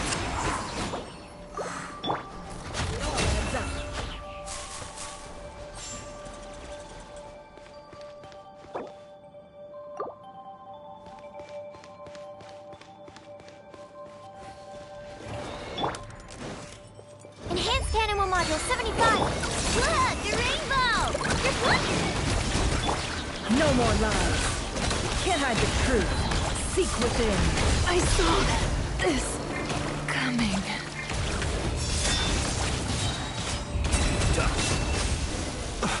See you at the graveyard.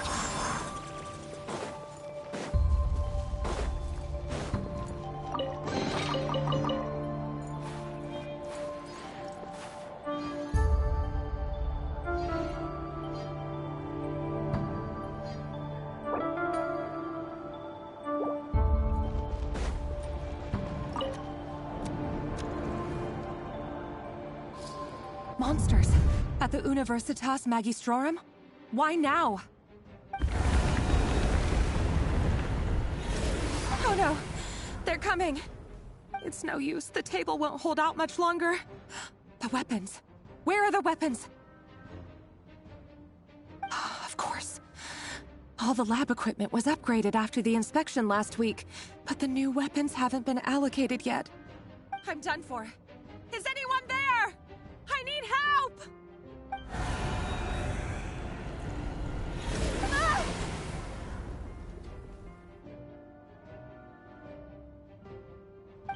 Stay back! Please stay back! Please!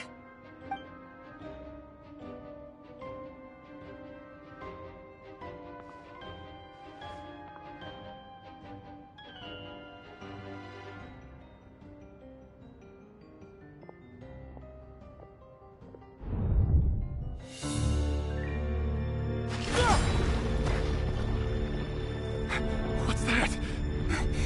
Reverie! So the rumors about your work are true. What? No! Listen, something happened at the palace tonight. We have to leave! You don't need to lie to me anymore. What do you mean? I know why you're worried, and I will respect the decision you've made. But it's okay, because I found a solution. I know how to end all this. You can have it back. The normal life you so desire. But until then, I'm afraid our wedding will have to wait. Cylindus? No, don't do it! Cylindus! Cylindus!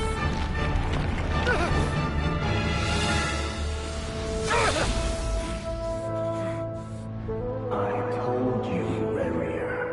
Let her go. You will find someone better. No! No, I won't do it! I have to save her! By what means exactly? A lowly pawn. You lack the power and the strength of will. Do you know a way?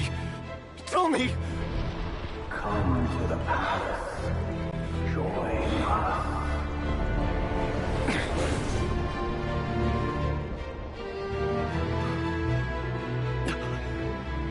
Reverie, thank goodness we... Step forth and take your share. You made it. Not you too.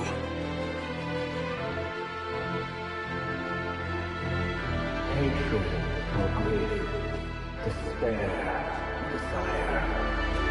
We all have our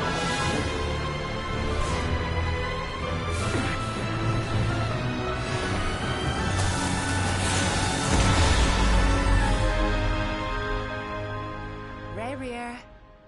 Rerir. Lindis? Were you daydreaming?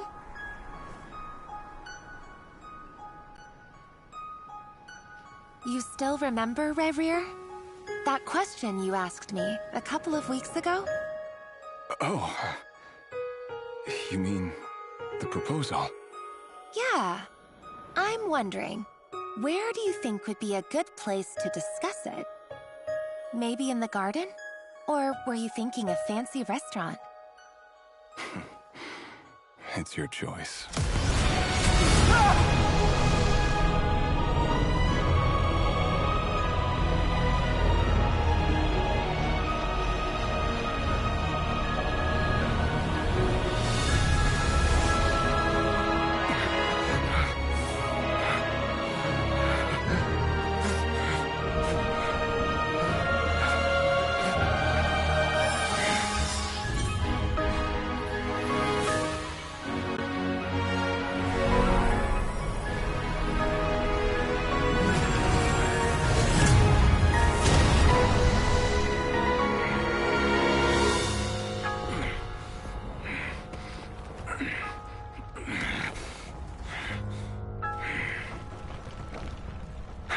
Find you.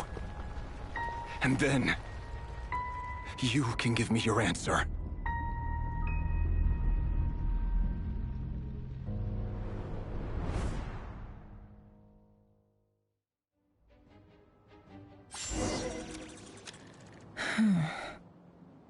So that's how the Raker of Solnari was born. A monster created by circumstance is a monster all the same. Viewing other people's thoughts for too long can get uncomfortable. Right now, I'm feeling a strong sense of loathing. In a nutshell, the story of Conria is what happens when the truth falls by the wayside. Everyone tells little white lies, and before long, you have a huge pack of lies that destroys everything. Whew. Time to get back. His past is filled with sorrow, but the tale of any fallen civilization is one of endless tragedy. Cruel as it may be, that was Conria's fate.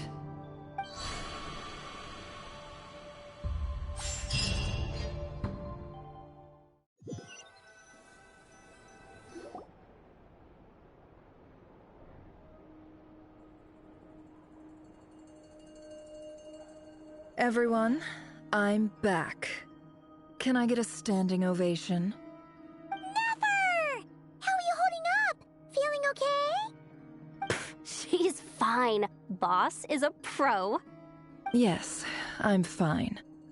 You will have seen the events of Rerir's life through my thoughts. It's now clear that he is just a regular nobody, driven by personal tragedy, as he said himself. I mostly agree.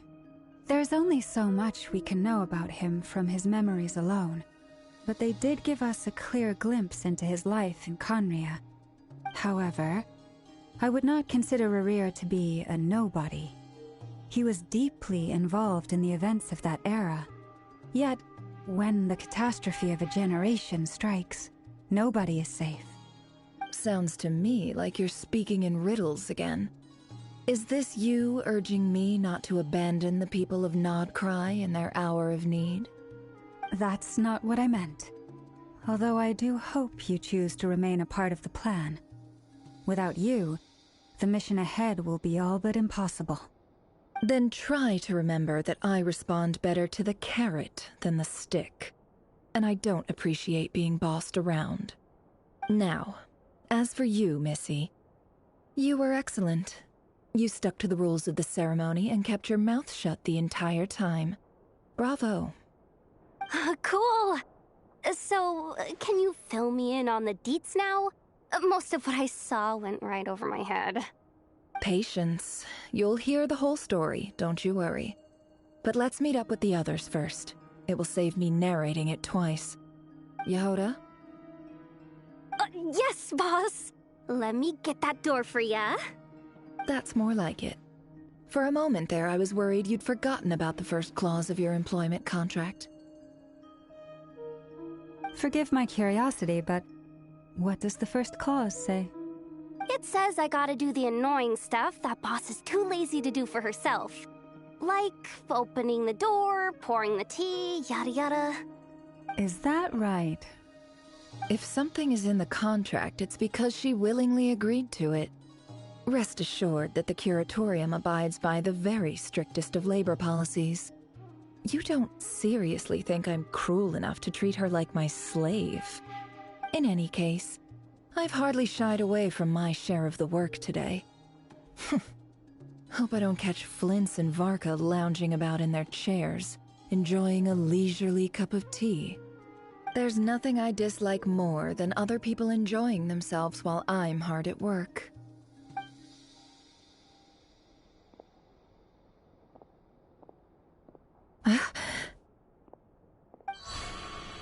Oh no.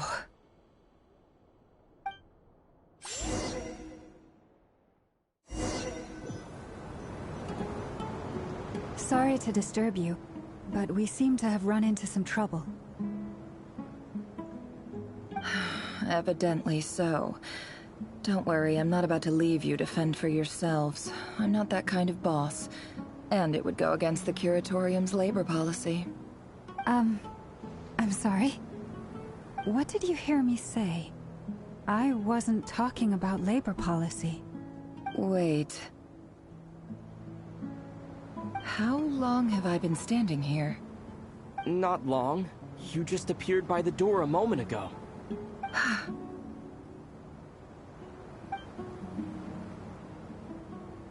Boss, what's wrong?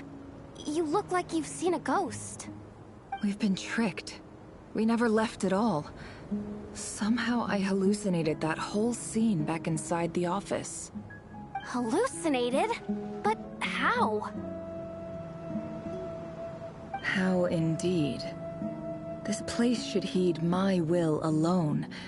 All thoughts and actions that occur in here are just a result of pawns moving across the chessboard in a carefully calculated manner. And nobody has access to this chess set but me. So you control everything in here? More or less. But yes, it's a special technique of mine. Has anything like this ever happened before? Only once. It was the first time I used the chess set. Is there any similarity between what happened then and what's happening now? I suppose my thoughts are a little turbulent, which was also the case my first time. Is there anything I can do to help? The first clause of your contract clearly states that I only need your help with things that I'm too lazy to do myself. Meaning, you're not feeling lazy right now? Meaning, this is not something Yehoda can help with. The chess set is a personal treasure that I alone understand. I must be the one to find our way out of here. Boss, it's fine. Really. Let me do something useful. Oh, listen to you. Whatever would I do without you, Yehoda? What? Really? Yes, really. Where would I ever find another employee as obedient and servile as you? God forbid anything ever happens to you. Oh, okay. Well, anyway, I was thinking of fetching some water. There's gotta be a source around here somewhere.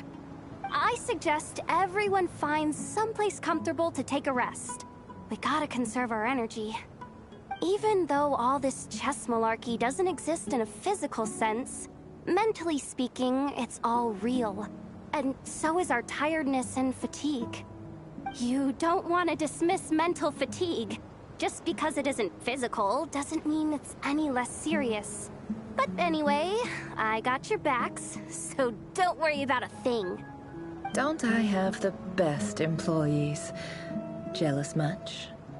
If we can find a suitable time, I'd love to borrow Yehoda for a day to help out at the Frost Moon Scions. Would you be amenable to that, Boss Nefer? Oh, Lauma. Have I ever told you just how pretty you are?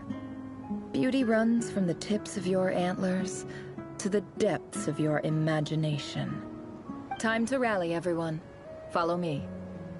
As we continue our journey, the same rules will apply. That means stay focused and no talking no matter what we encounter. And don't disturb the chess pieces. You have my word that I will get us all out of here.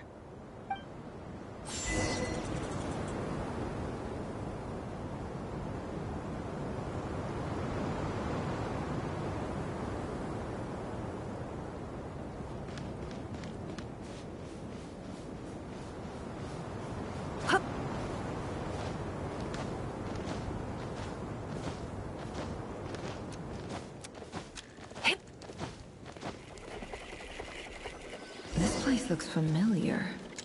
That's not a good sign. I wasn't expecting visitors at this hour. Wait, is that? Oh, it's him. There you are! Sinue's been looking for you all day. I think he has some news for you. Oh yeah? What were you doing just now, Uncle Retinue? Hiding away some more loose change? I know I saw some Mora. What do you mean loose change? Oh, come on, I'm too old for this. Just pretend you saw nothing.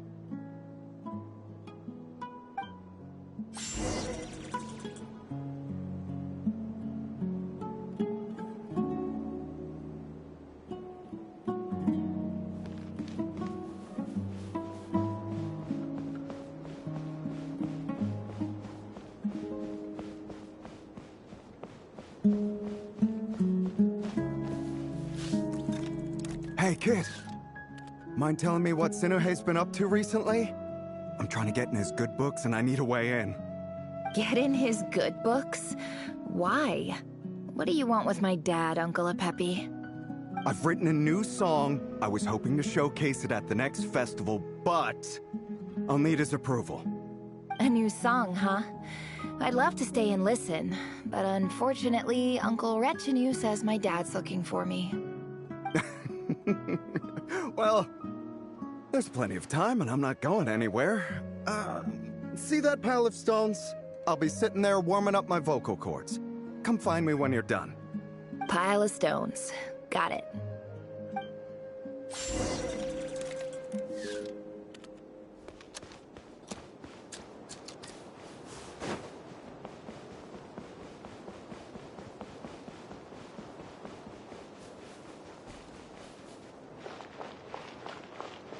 Hi, Dad. Uncle Retinue said you were looking for me. Ah, there's my little princess. If you'd gotten back just a little sooner, you could have shared the spoils of war with me. Spoils of war? Who were you fighting against, Dad? It was just a figure of speech.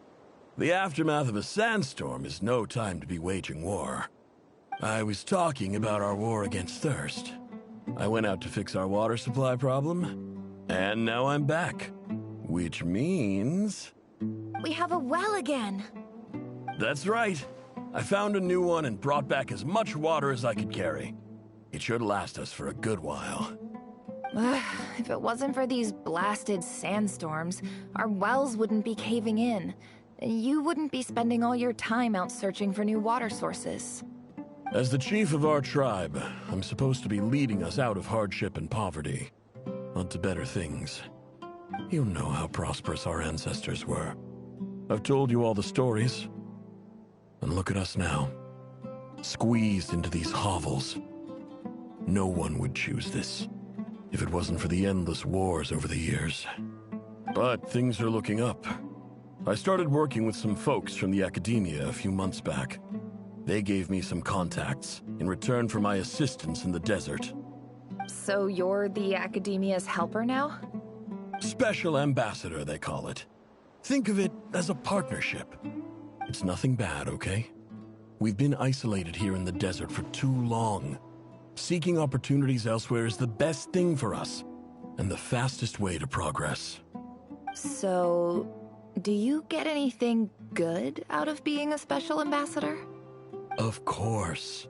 My luck's improving all the time. One day, I swear I'm gonna lead us out of this place. We'll find somewhere new. Somewhere better.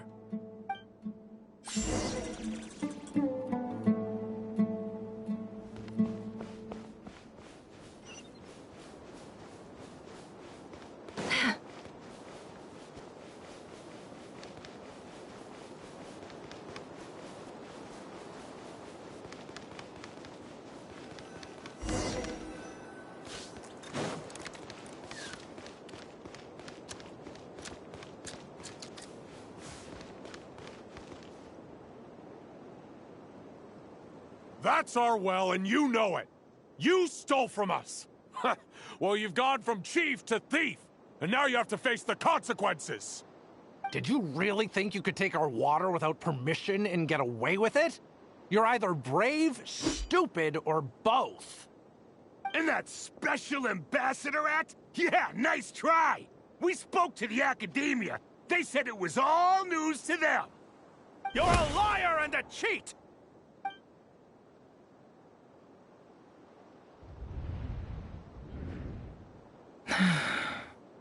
I heard Yehuda gasp, but I don't blame her. Most people are terrified by the sight of blood. Corpses strewn across the ground. The wounds are clearly from scimitars and daggers. The desert dwellers' weapons of choice. There's a handwritten note on the ground. Let's see what it says. Halil, this is Sinuhe, chief of the Shimti tribe. Surely you remember me. I was the one who helped you and your colleagues avoid the quicksand in the desert. This is my second time writing to you. I assume my last letter must have gotten lost in the mail, as I didn't receive a reply. I hope this one makes it to you safely. I'm writing to you because I need some help. That sandstorm the other day completely blocked up our well, forcing me to look for another water source in Iab and Unut territory. It was a matter of survival. Praise the gods. The well of the Iab tribe was intact. It was my last resort. I drew what water I could and left, but not without being spotted. I fear they will retaliate. You told me to write to you if I ever needed help. You said you'd be my ally in the Academia. I urgently need you to formally recognize my title of Special Ambassador and send some of your people to assist me for a few days. It's the only way I can convince them that this was the Academia's decision and prevent them from retaliating. This is an emergency. Please send help as soon as possible. Looks like this letter never got sent. The writer died a grisly death, and the letter was trampled into the ground. It's badly defaced. Some parts are barely legible. What a ridiculous lie the surviving Shimti tell. Their whole village was butchered over a sip of water.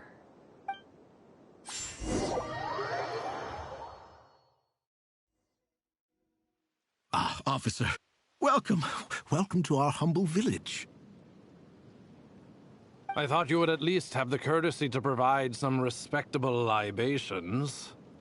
This is the finest wine Aru village has to offer. I promise.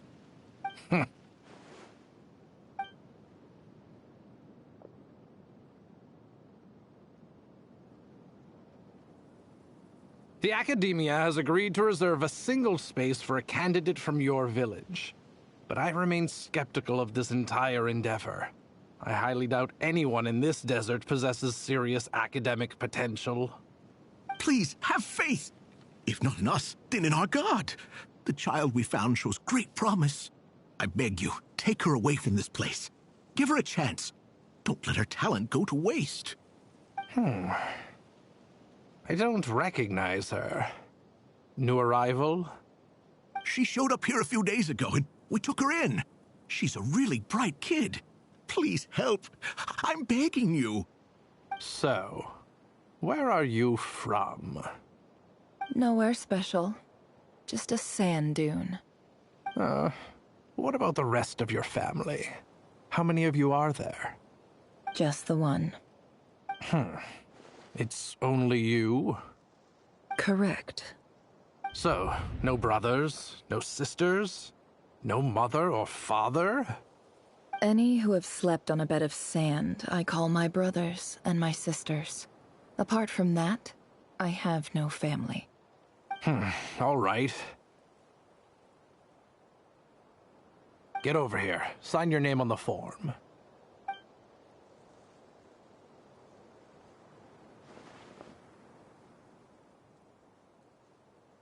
Never? You're rather fair-skinned for a desert dweller.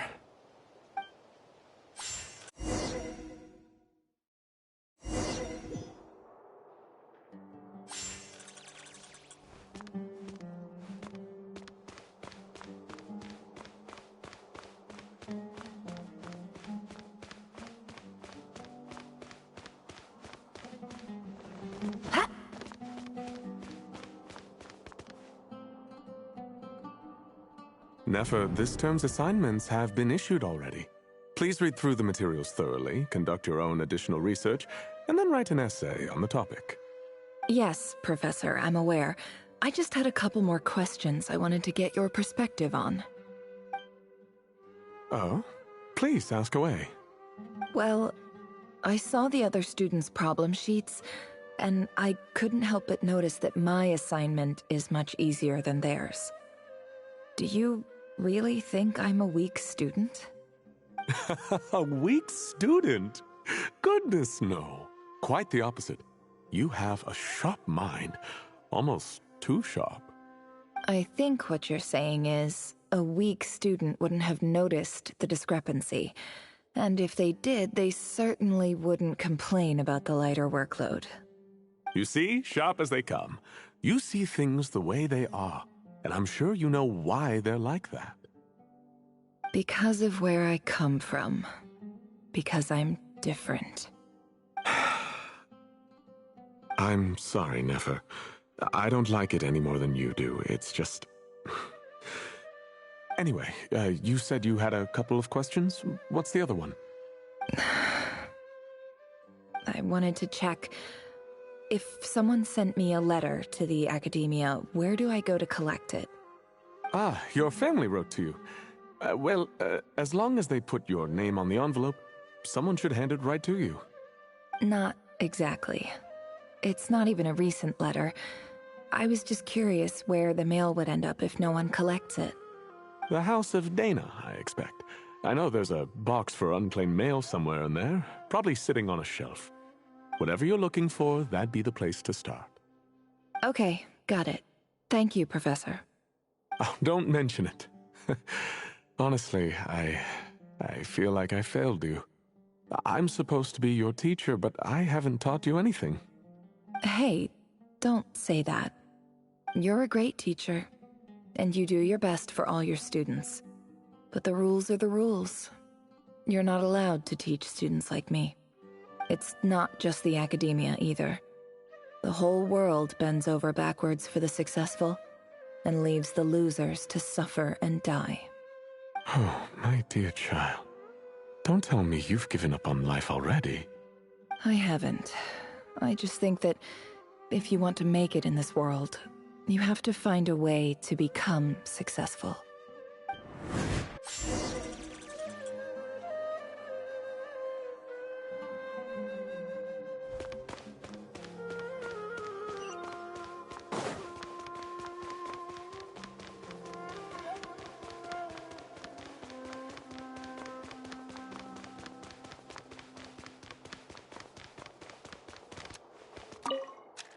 This must be it. A big cardboard box full of unclaimed mail. And probably some letters that ended up here by mistake, too. Let's take a look.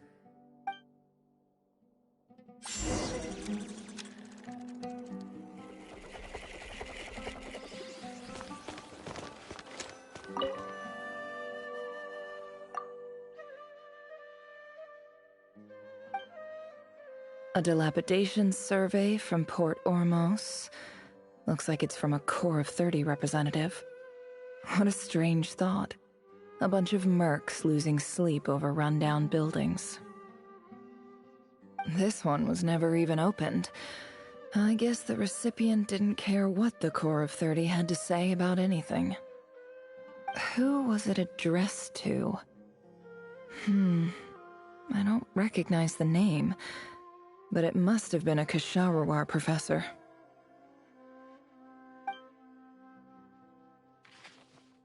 This one is addressed to the Immorta Sage. The title is Changes Observed in Satyavada Life Symptoms. Why do all these letters read like full-blown dissertations?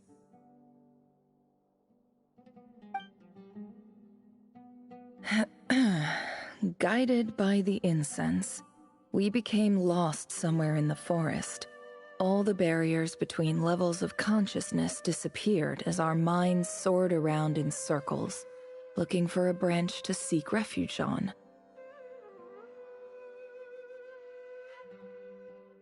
In clinical terms, these symptoms fit the description of incense poisoning. The Immorta Darshan strictly prohibits the use of hallucinogenic substances, but I believe there are still people getting away with it. For example, my neighbor who always breaks out into song and dance after using incense. This seems like something the academia would want to know about. Why wasn't it collected? Wait, what's this written on the back? It's so small.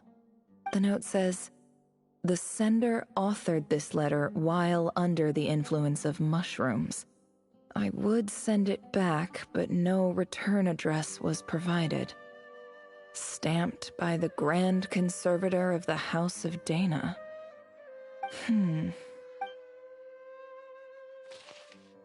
This next one is addressed to Grand Sage Azar. A few words of protest regarding recent changes in Sumeru's educational policy. In recent years, the academia has taken on a small number of students from the desert region, as per the policy to this effect. However, it appears to me that these students have not, in fact, been provided with educational opportunities that are, in any meaningful sense, equal to those enjoyed by their peers, as well as receiving dumbed-down assignments and perfunctory tutoring. They do not even have full access to the Akasha system. Education is the fundamental purpose of this institution, which should go without saying in a nation whose founding virtues are knowledge and wisdom. I ask you, is the lip service we pay to the policy of education for desert students truly the standard of pedagogy to which the academia aspires? As Grand Sage, policy decisions are your prerogative, but do not forget your roots. You and I were once students too, as was everyone else in this institution. I do hope you will give some serious attention to this matter. I encourage you to discuss issues like this with myself and others, and listen to some alternative opinions. Great letter. Shame it didn't get to where it needed to go. And the sender is... Sage Cyrus of Spantamad. I didn't realize anyone else even knew how bad students like me have it in this place. So this is where letters from the Sage of Spantamad end up? Nice one, Grand Sage. Really enlightened leadership. Whatever. This isn't what I came here for. Moving on. I'm not exactly holding out hope that a letter sent from the desert would even make it here. But if it did, where else would it end up if not in this box? I can't believe how much discarded mail there is. Must have been years since someone last went through it all. And this is just one box. The whole house of Dana is boxes on shelves. I don't believe for 1 second that any human being has sat down and read through all the documents in this place. Who has that much free time on their hands? Wait, could this be it?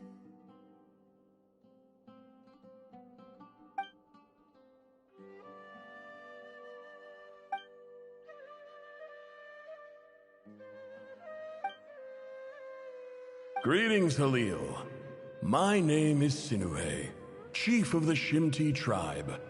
I was the one who came to you and your colleague's aid when you ran into trouble in the Great Red Sand. I don't know how well you remember it now, but I brought you to safety and gave you some water and other supplies. You seemed very pleased and told me your name. In my tribe, learning a person's true name is serious business. And I therefore see you all as friends. You were kind enough to leave your contact details, so we could stay in touch. The Shimti tribe lives a harsh, nomadic existence in the desert. You were sympathetic towards my plight, promising to make me a special ambassador of the academia and help us find a way to make a better living.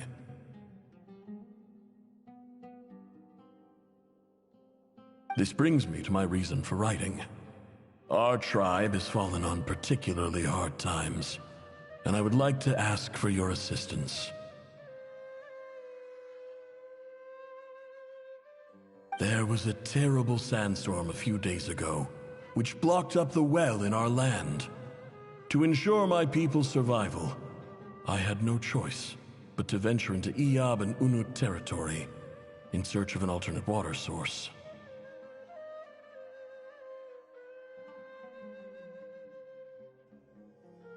The Iyab and Unut are descended from the Thamudians, while we trace our ancestry to Tulatala. We worship the Lord of Flowers and have had relatively good relations with our fellow tribes up until now. I found a well belonging to the Iyab tribe. They declined to help us, but I really had no other option, so I took some water to keep me and my tribe alive. My actions are certain to incur their wrath. When we met, you assured me that you would be my ally in the academia. I would like to take you up on that offer, because I really need your help. I wonder if you could send an academia representative to meet with me. That aside, the last time you were here, you mentioned that the academia had started accepting students from the desert, and I told you a little about my daughter, Nefer. We have next to no resources here in the desert, and my power and influence are limited. Would you consider enrolling my daughter at the academia? She is a smart girl. I know she won't disappoint you. From the outset, the academia never took you seriously. Those things they promised were just empty words. I doubt they even remember the name Sinuhe. And you were so emphatic that your luck had finally changed for the better. You swore you'd lead us to a better place one day. You spoke with such conviction, like you were the most powerful chief in the whole desert.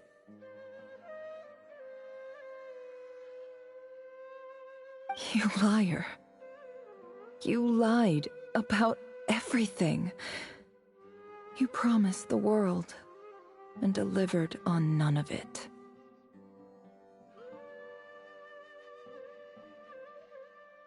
And who fell for it? Just me, by the looks of it. Despite your best efforts. Which makes you a pathetic liar. You weren't. I think I'll take over from here. Let me show you how it's done.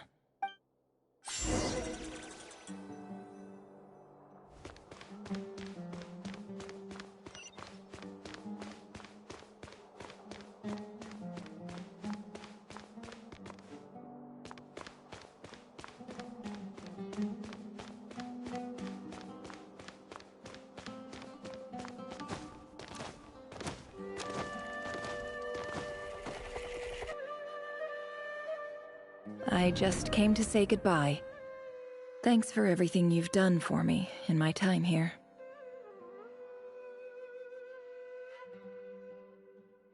Nefer? You packed your bags. Where are you going? I'm quitting. Something's come up in my hometown. Gonna head back and deal with it. Huh? But this was a hard-won opportunity for you. You know that better than I do. It was. But it doesn't matter. I have more important things to deal with, and they can't wait. Oh, and I didn't want to overfill my bags, so I left some incense on your desk.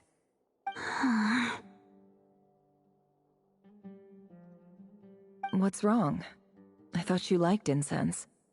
Although, I did read somewhere in the House of Dana that it has hallucinogenic effects. Don't use it all at once, alright? Isn't this the stuff you brought from your hometown? You're just letting me have it? But you said it's a rare and valuable commodity. Yeah, about that. I lied. It's not rare at all. There's this bunch of ruins near my hometown that are practically overgrown with this plant. It's not worth much. Keep it, it's fine. But Nefer... Alright, that's all from me. You take care.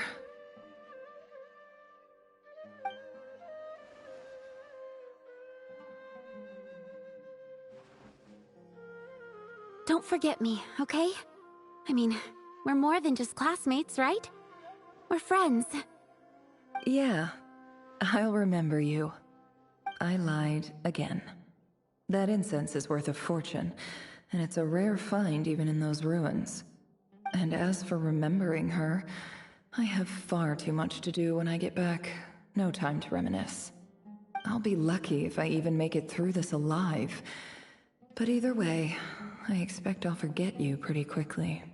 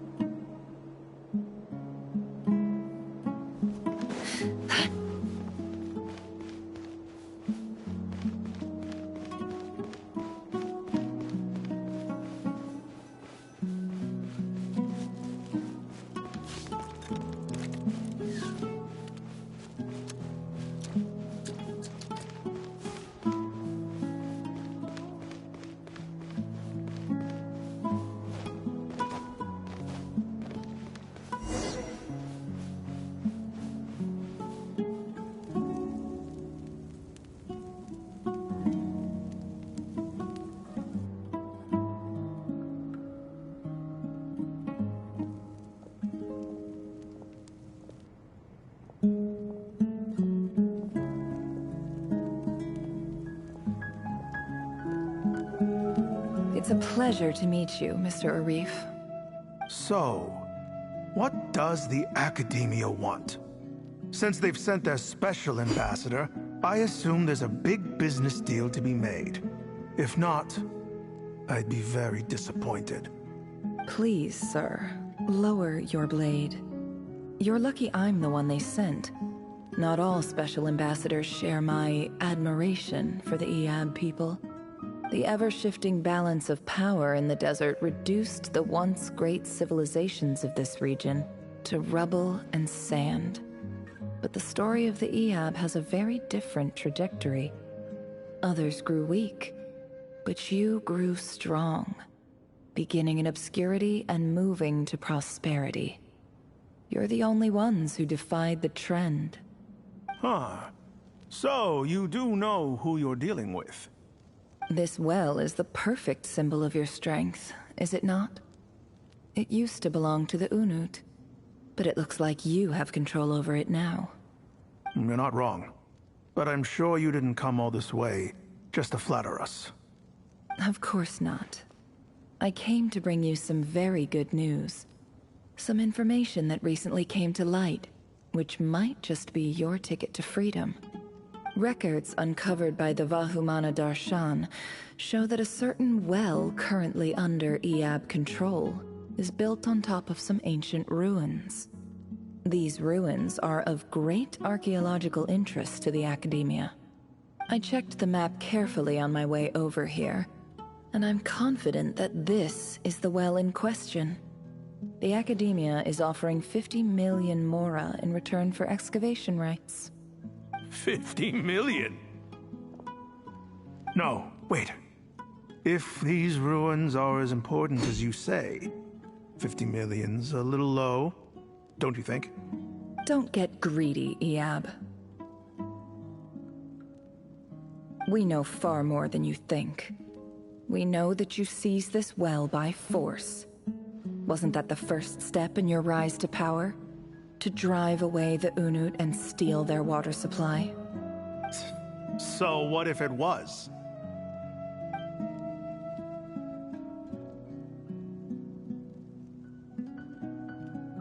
Don't worry. As unscrupulous as it was, it's something we're willing to overlook. The Academia is only interested in dealing with the de facto power holders in the region. I hope I am making myself clear. And I hope your words are the truth. If I find out the Academia is trying to play me, I'll hunt down every one of your people and make you watch as I cut their heads off one by one. I assure you, Chief, that would not be in your long-term interests. You don't want to make an enemy of the Academia. You see how I'm dressed, don't you? I appreciate that you've never been to the rainforest, but surely even you recognize an ambassador's attire when you see it. And what does a barbarian like you have to lose anyway? You really think the Sumeru Academia would bother to come all this way just to lie to you? We have more important things to worry about. All right, I take your point. The Academia is the highest authority in the land. I'm sure you're trustworthy people. In that case, we have a deal. We will sell you the excavation rights. I'd like to thank you, Ambassador. This is good news indeed. Excellent news. In fact, it calls for a celebration. Would you do us the honor of staying a while and enjoying some Iab hospitality? Gladly. I am partial to wine myself, and I trust you are as well. So let's indulge in a few drinks together, in celebration of this momentous occasion.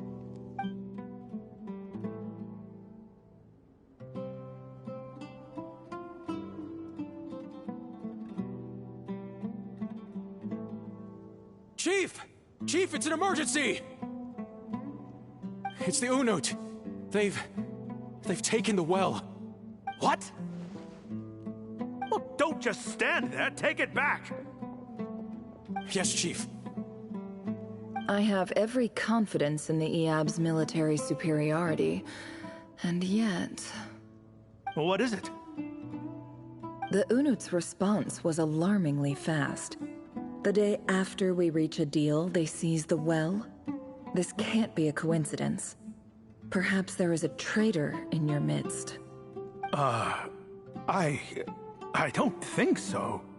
I am obliged to remind you, Chief, that the Academia will only deal with the de facto power holders. If you cannot regain control over the well, I'm afraid you won't see a single mora of that 50 million. No! Please, Ambassador, just give me some time. I swear the Unut will not get away with this. That well is ours, and so is the Mora. Glad to hear it. I will wait here for an update. If there is a traitor, I will find them. In the meantime, make yourself at home. I'll report back as soon as I have an update. Much obliged. Wow. All it took was a few words and I've got him wrapped around my finger. What an amazing feeling. So, in summary, Ambassador, the Academia would rather negotiate with our tribe instead of the Iab, yes? The Iab are ruthless murderers who don't listen to reason. And now they have the gall to interfere in our research projects in the desert region. So let me ask you, Chief, if you were the Academia, what would you do? Kill them all, of course. Precisely. The Academia does not tolerate those who stand in our way. The EAB have held back our academic pursuits for too long, and our patience is wearing thin. At the same time, there is simply no way that the Academia can be seen to be intervening in desert affairs. I'm sure you understand where I'm coming from. We have our own rules out here. If the rainforest dwellers raised arms against a desert tribe, you'd start a bloody war. Right. We can't confront them ourselves, but we can support their enemies. The Unut have always had strained relations with the EAB, which makes you our natural allies. Natural allies. Weren't the EAB your allies once? You were quick to send them after us to protect your interests back when we stole that water. And now look at you. You're at each other's throats. Let me be clear. The Academia wishes to collaborate with the legally recognized rulers of the desert in this matter. We are asking for excavation rights to that well, and our offer is 50 million mora. Say no more. I believe we have an understanding. Good. Then I suggest you get to work. Get us access to that well, and the mora's yours. You see, Dad? Lying is easy when you know how. People will believe anything.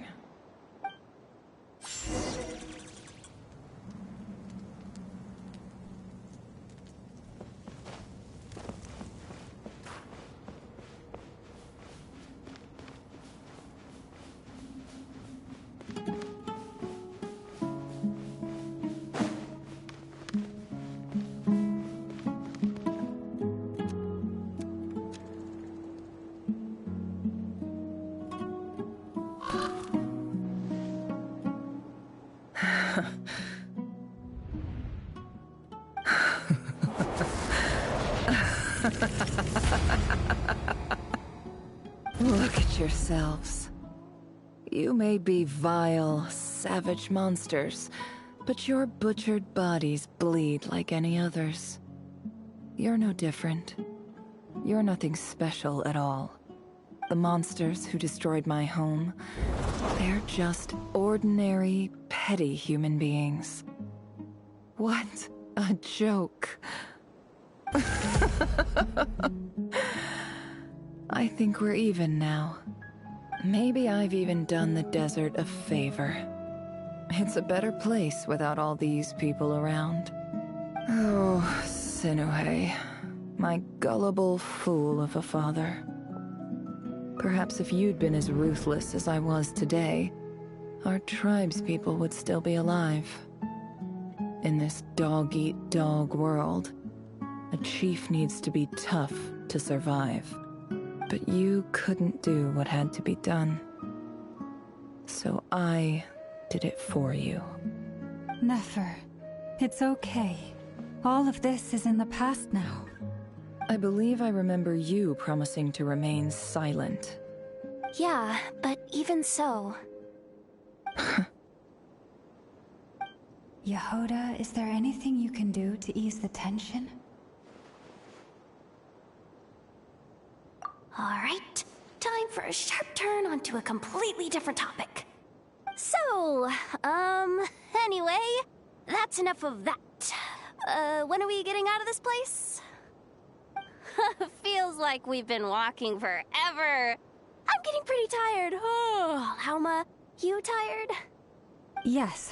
If we can find somewhere to sit down, I could certainly do with a rest. It's not far now. There should be a temple just up ahead.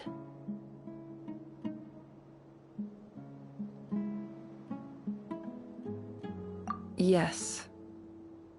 Really? A temple? That's where this story ends? I guess that's how things go in the desert. Desert dwellers can never escape their destiny. Or so everyone says.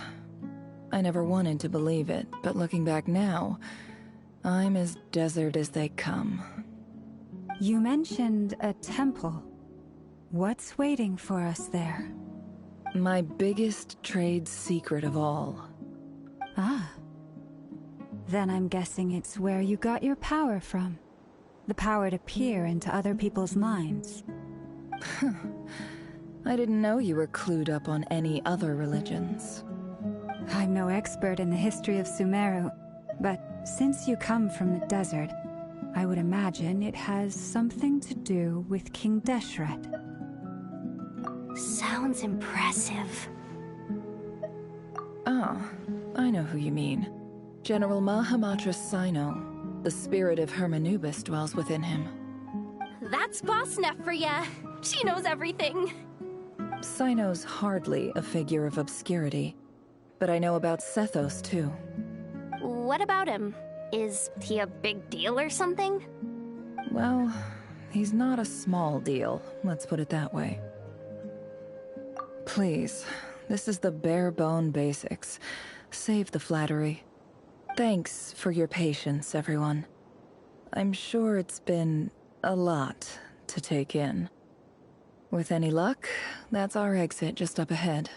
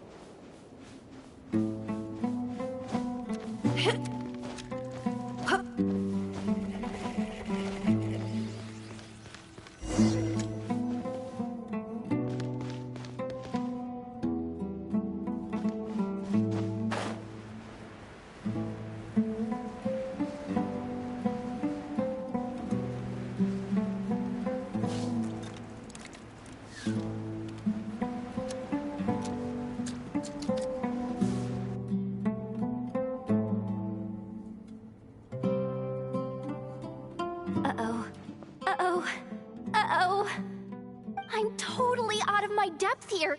I don't have anything to add about any of this stuff. Like, look at that statue, for instance.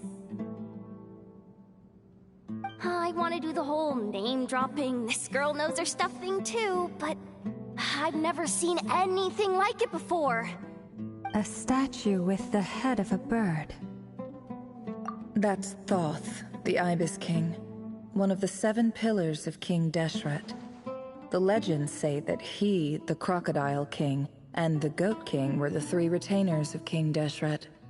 Let's take a look.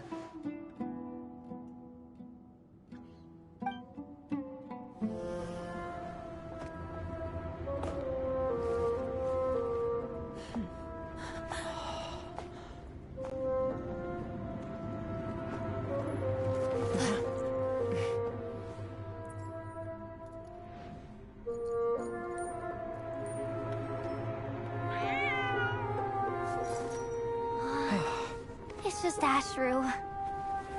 So, all is well?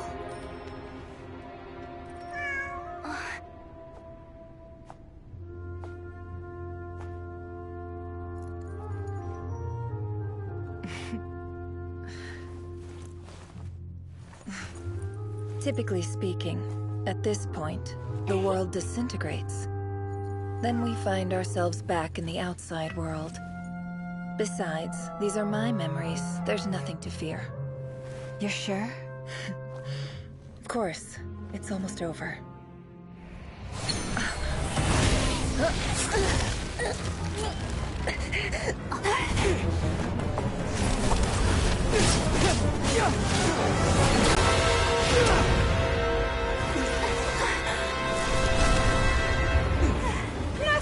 Hold on!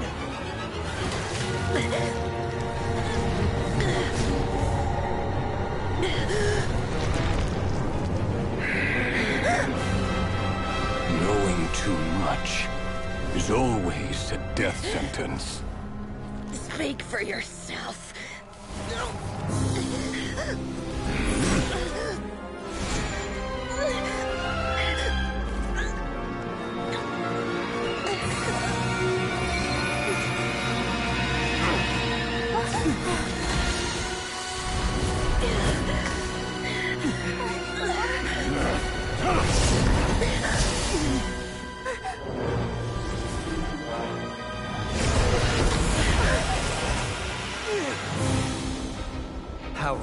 impressive.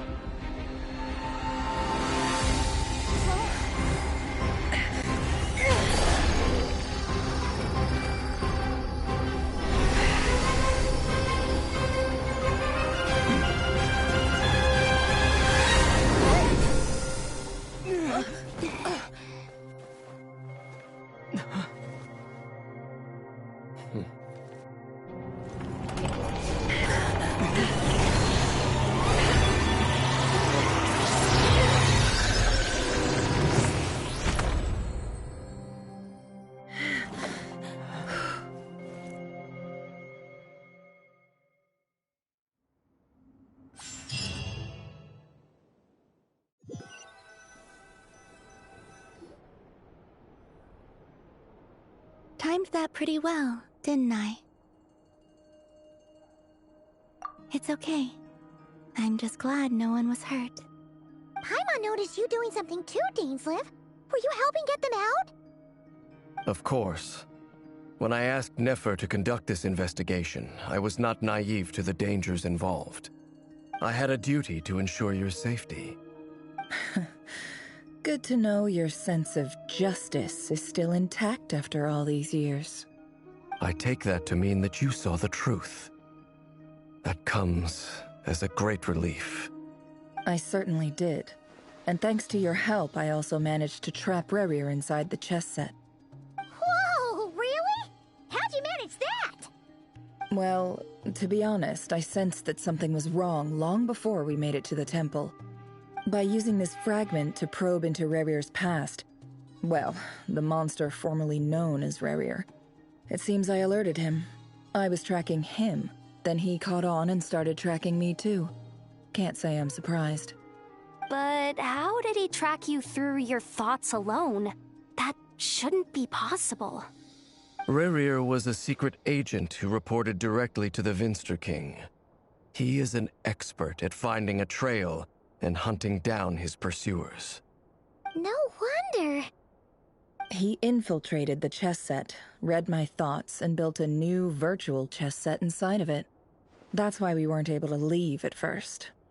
Speaking of your chess set, it's quite a remarkable item. Would I be right in thinking you have some connection to King Deshret? You overestimate me. I only have a connection with one of his underlings, the Ibis King. You all saw how this came to be. A long time ago, the Iab massacred my tribe, the Shimti, in our home village. A few years later, I enrolled in the academia, where some new information came to light. The Unut and the Iab fought a bitter battle over the rights to a well, all for the sake of a non-existent 50 million mora. The Iab ultimately won that confrontation, but their victory came at the cost of almost every warrior in the tribe. The final blow to the Iab came at the victory feast, when an Unut assassin beheaded their chief right before my eyes. The remaining Iab fled and have been scattered to the winds ever since. Having gotten my revenge, I returned to my hometown, where to my surprise, the nearby temple was still standing. There it was, seemingly immune to the relentless hostility of the desert, while my tribal home lay in ruins. As I stood there gazing at the temple, I noticed a cat just outside. This cat, as it turned out, was home to the spirit of the Ibis King. He led me to a gate deep inside the temple, and there he made a deal with me. This chess set is my gift from the Ibis King. The chessboard within is made to the same specifications as the one in the mausoleum of King Deshret, and represents his power of piercing analysis. With this chessboard in its container, I gained a certain ability to perceive hidden secrets. Now, you could conclude that the Ibis King simply wanted to give the people of this world the power to seek the truth, but I don't believe that's the full story. Every god plays favorites. Their hearts are as fickle as any human's, full of secrets, perversions, egotistical tendencies. But precious few gods are willing to admit this. It is the same with all powerful forces, including fate itself.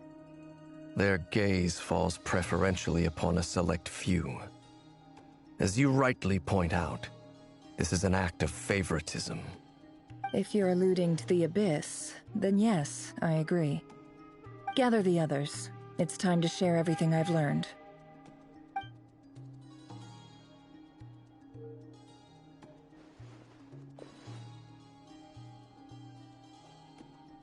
Thank you all for being here. As promised, I did some further investigating into the Raker of Solnari's background. I am pleased to report that the investigation has been most fruitful indeed. The Raker of Solnari, real name Rerir, was once a Conrian subject who served the Vinster King. I will now share the important details of his story. Please save any questions or comments for the end.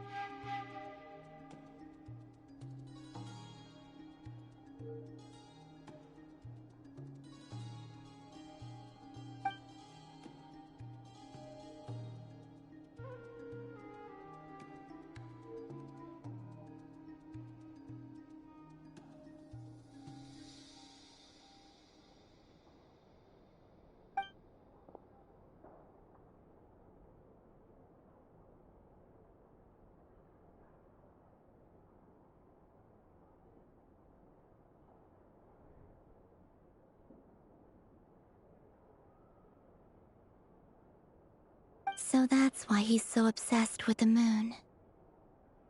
A tragic tale, to be sure. But it does not excuse his many transgressions. No matter how much Rerir suffered in the past, the fact remains that he is what we know today as the Wild Hunt, wreaking havoc upon innocent lives in Nod-Krai.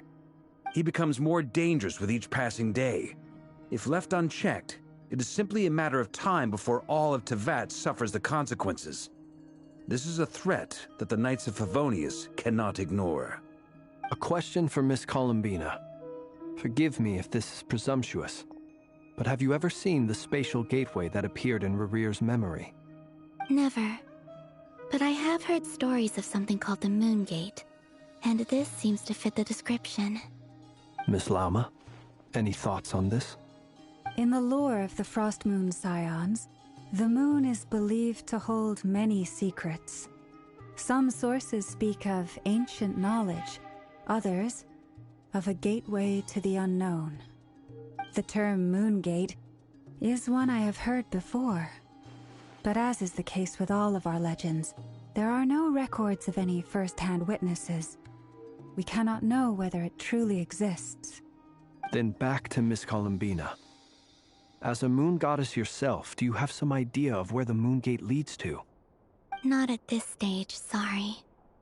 I do hold the power of the Frost Moon, and my strength is recovering well. I can sense that the gate would open at my command, but... But there's more to the power of the Frost Moon than that? Yes. A moon goddess has the right to open the Moon Gate, since it is a path to the moon. But as never mentioned, holding open a spatial gateway takes a huge amount of power. And right now, I need to conserve my energy to fight the Raker of Solnari. I'm afraid this is one mystery we may have to leave unsolved for now. I agree. Better to save your strength. But if you'll humor me for a moment, I have a bold conjecture of my own regarding the world beyond the gateway. I highly suspect that neither Tholindis nor Rerir made it through unscathed. The evidence pointing to this is the fact that the Rehir of Solnari exists in the form of countless fragments. With the abyssal power he wields, no ordinary foe can touch him, let alone tear him to shreds. And yet, the Wild Hunt proliferates wherever his scattered fragments lie, drawing hordes of monsters to many different locations across the land.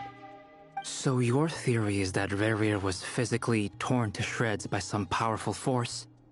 Hence, why the Wild Hunt is a distributed phenomenon, rather than a unified one? Makes sense to me. Explains why the Wild Hunt is so pervasive, and why he's been trying to piece himself back together. He was whole to begin with, and he wants to be whole again. Without the power of the Abyss on his side, he almost certainly would have perished the moment he was torn apart. But the Abyss, much like a curse, has kept him alive. I could not agree more. The power of the Abyss is most surely a curse. It is a compelling explanation, and one that accords with my present understanding of Abyss creatures.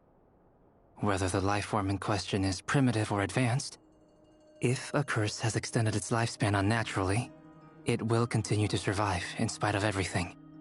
This raises some interesting questions. I will run some experiments, and see if there is any validity to my suspicions. That being said, regardless of whether my research bears fruit, I would like to thank Miss Nefer for conducting such a thorough investigation. Already, it has greatly enriched my understanding of the entity we face. My pleasure, Mr. Albedo. I too hope that the information I have shared today proves useful as we look to formulate the next stage of our plan. Hey! What is it, Dainsleif? You look really upset! It's just... when I think of the man I once knew as Rerir, I struggle to understand why things had to turn out like this. The two of you used to be friends, didn't you? I don't know if these words will bring any comfort, but my heart goes out to you. Mine too. We can never know all the hows and whys of the way things are. The moon and stars are full of untold secrets and lies, and the skies are host to many more mysteries than these alone. Yet, none of that can begin to compare with the complexity of human life. Those are the first comforting words I've heard in a long time. Thank you, both. Well, I think this is a good place to end today's meeting. I'm sure Nefer needs some time to recover. She's been through an awful lot today. That's very thoughtful of you, Lama. Of course. Sounds good to me. Take some time to rest and digest before we reconvene to nail down a plan.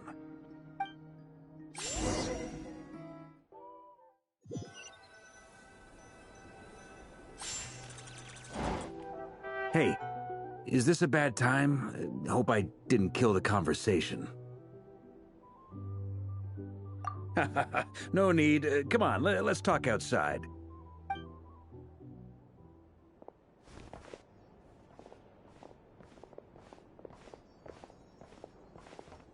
Anyway, Nefer went back to the curatorium to get some rest. But before she left, she shared some things with me that I thought you should be aware of. Firstly, although she managed to trap the Rehir of Solnari inside her chest set, there's no guarantee that the power of the Ibis King is any match for one of the 5 sinners. Their powers are beyond our comprehension. It's only a matter of time before he finds a way to break out. We have to come up with a plan and take care of him before that happens. Honestly, my mom figured that might be the case. So, how long have we got? Well, I asked her that same question. She talked for a long time, but for the most part, it seemed like she was trying to convince me how precious her chess set is. What a long and storied history it has. It felt like some kind of sales pitch, you know? The kind where you end up handing over Mora against your will? Anyway, after all that, she finally answered the question. 2 days, at most. 2 days? Holy moly! Can we even recruit enough help in that time? That remains to be seen. Which brings me to the second issue. Dainsleif is obviously conflicted about this whole thing. But given how little time we have, there's no way we can pull this off without his help. You have some history with him, right? Do you think maybe you could talk to him for us? Great. I appreciate it. All right, on to item 3. So, Albedo, Durin, and I put our heads together and came up with a plan. Can't promise it's gonna work yet, but at least it's a start. We figured we'd bounce the idea off you first. We'll explore it further once everyone's recovered.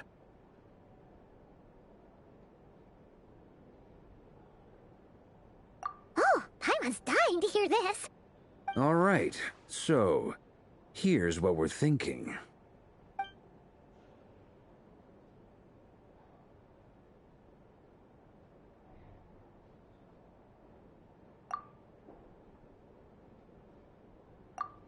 We felt a little uneasy about roping you into this. I mean, firstly, you're not locals, and secondly, none of us are your boss. You're well within your rights to refuse if you so choose. Roping us in? Why would you even say that? We know the stakes here. It's all of us against the Rayher of Solnari, or none of us stand a chance. I choose my words very intentionally, I'll have you know. I like to think there's an art to striking a down-to-earth tone even when the stakes are through the roof. Sir Varka, I have a few thoughts about this plan. I'm all ears. I think we can be more flexible with how the roles are allocated. In my view, the most sensible lineup would be like this.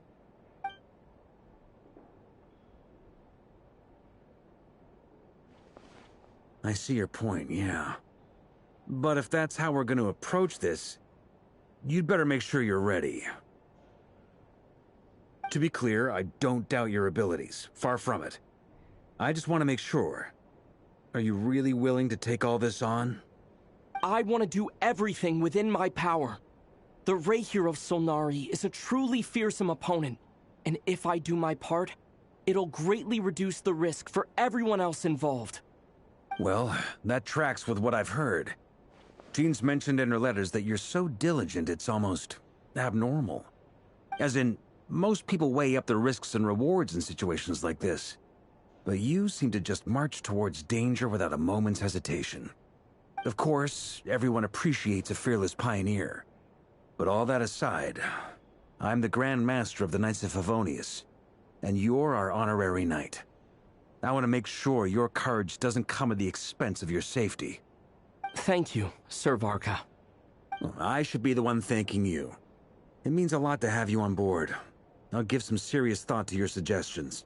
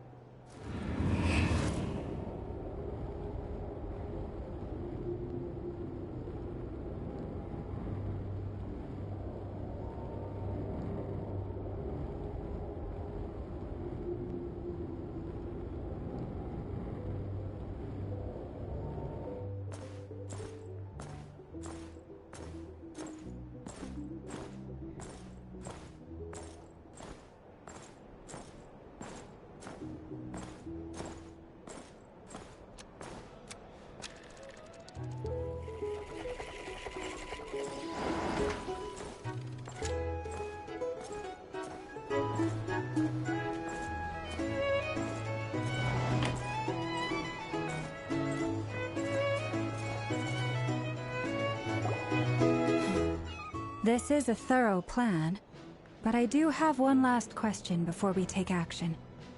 How can we be sure that our enemy won't leave the designated area? Great question. Albedo's been hard at work analyzing Rarer and the Wild Hunt's behavioral patterns. His conclusions are as follows. Firstly, from the earliest known confrontation until now, Rarer has never displayed any ability to manipulate the dimension of space. So it's unlikely he has any power in that domain. Secondly, he seems to have a particularly strong vendetta against our group. If we put him in a fight-or-flight situation, he'll choose to fight every time. Thirdly, finally, and most importantly, he is consumed by hatred, both for the moon and for his enemies. Turns out, we tick both of those boxes. We have a reincarnated moon in our ranks, and a spy who accessed his private memories without permission. He'll be baying for blood, not looking to escape. As someone who's had their fair share of interactions with the Wild Hunt, those all seem like valid observations to me. Understood. Then I will defer to the verdict of the group. Well, everyone, that's the plan in full detail. Albedo and Durin are carrying out their part as we speak. Plan approved. Scheduling. Okay, any firepower you need, I got you covered. Let's light this baby up. The Frost Moon Scions are behind you as well. And the rest of you?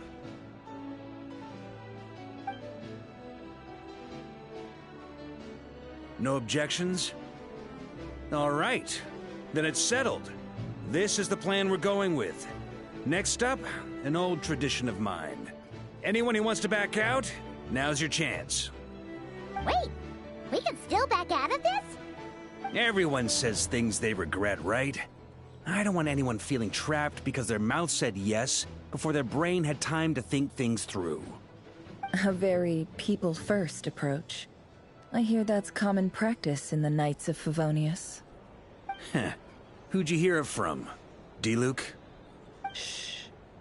We don't use people's real names at work. This contact will be known only as Owl, please and thank you. This plan can only work if everyone does their part. Flint's and I will absolutely support it. We shall indeed. You'll be glad you accepted our help. Also, you are the last person I expected to see here, Miss Dory.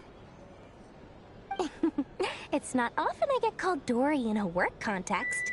My peers usually call me Lord Sangamabe.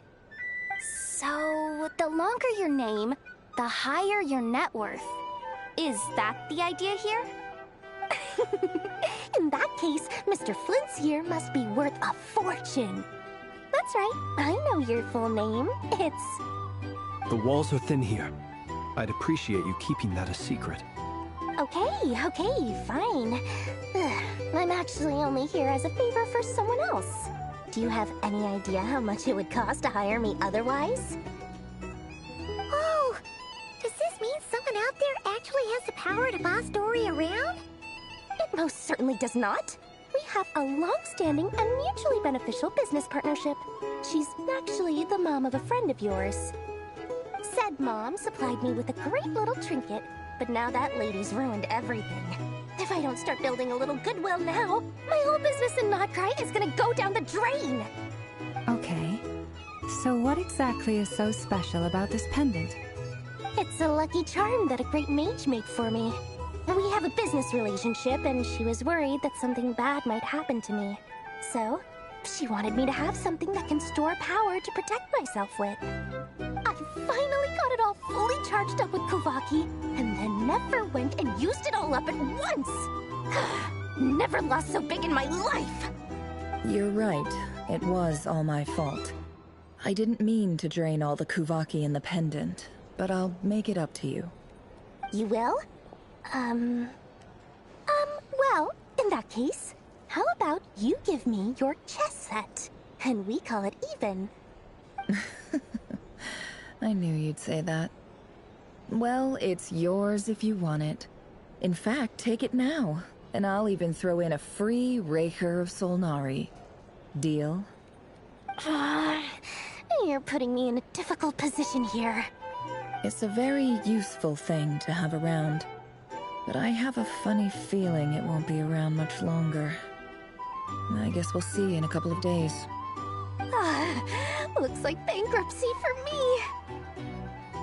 Hey, don't be so pessimistic. See this through and you never know. You might find a new business opportunity on the other side.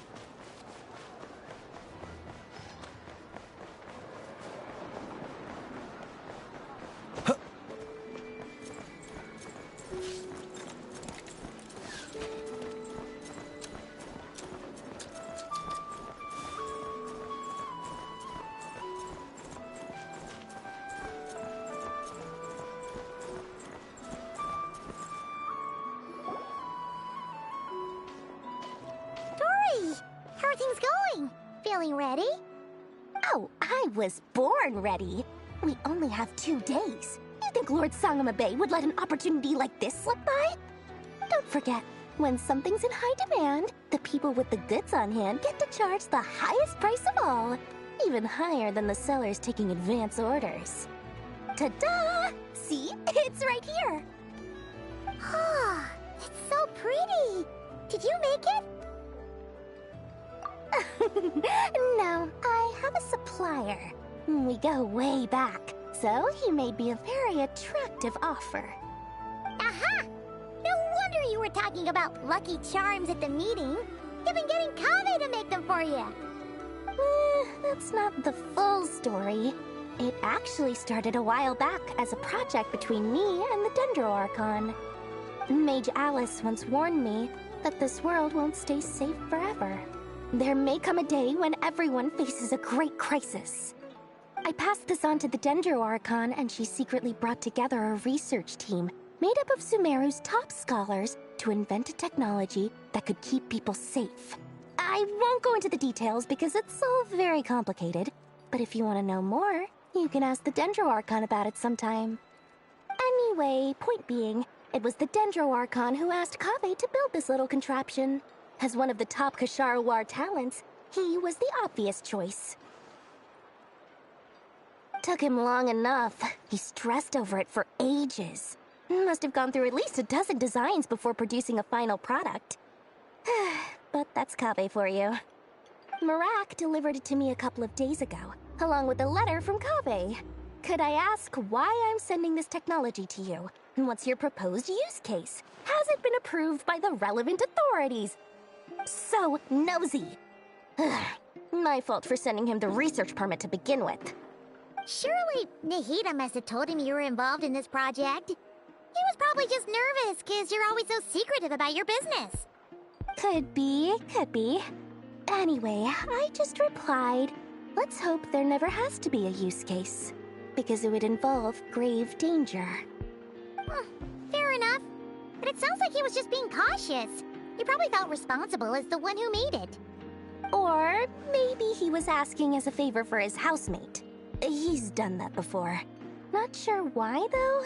His housemate doesn't seem to really care that much about this kind of stuff. Either way, all's well that ends well. I'm just glad to finally have my hands on the product. I wouldn't want to be without it, given the potential dangers that lie ahead. Huh? What does that look mean? Paimon's just super surprised. This must be the first time we've ever seen you actually get serious about something.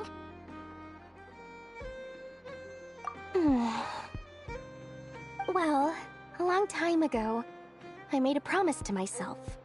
I promised that I was gonna live every day of my life with a big beaming smile. Obviously, Mora plays a big part in that. But there are always gonna be times in life when you have to give something back. That could mean paying back a debt, returning a favor, or showing some kindness. Alice has been a huge help to me over the years. She was the first investor I ever had. And I want my investors to know that Lord Sangamabe is the best in the business. And more than that, no one knows what the future will bring. Whatever happens, I want to make sure the Dendro Archon and all of Sumeru is prepared to face whatever comes.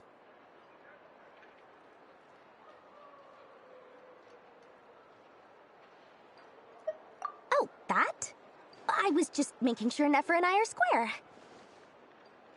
Don't be thinking it was some sort of benevolent act. I'm no saint, so don't treat me like something I'm not. My priority is doing the business that I want to do. So long as my conscience lets me, but it usually does. That's the Lord Sangamabe business model. All right, if you say so. I do say so, and that's the whole point. I'm a businesswoman. Don't go trying to figure out what kind of person I am. You'll exhaust yourself. Much easier for everyone involved if you just take my word for it. Oh, and could you two help me get this stuff where it needs to be? Thanks so much. You're my favorite assistants.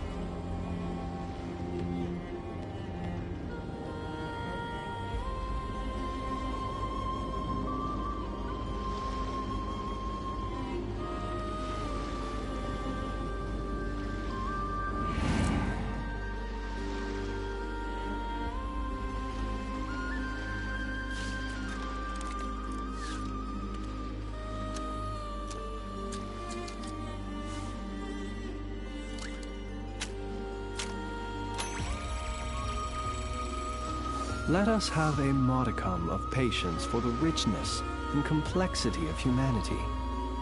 The wanton cruelty of the few is not worth our ire.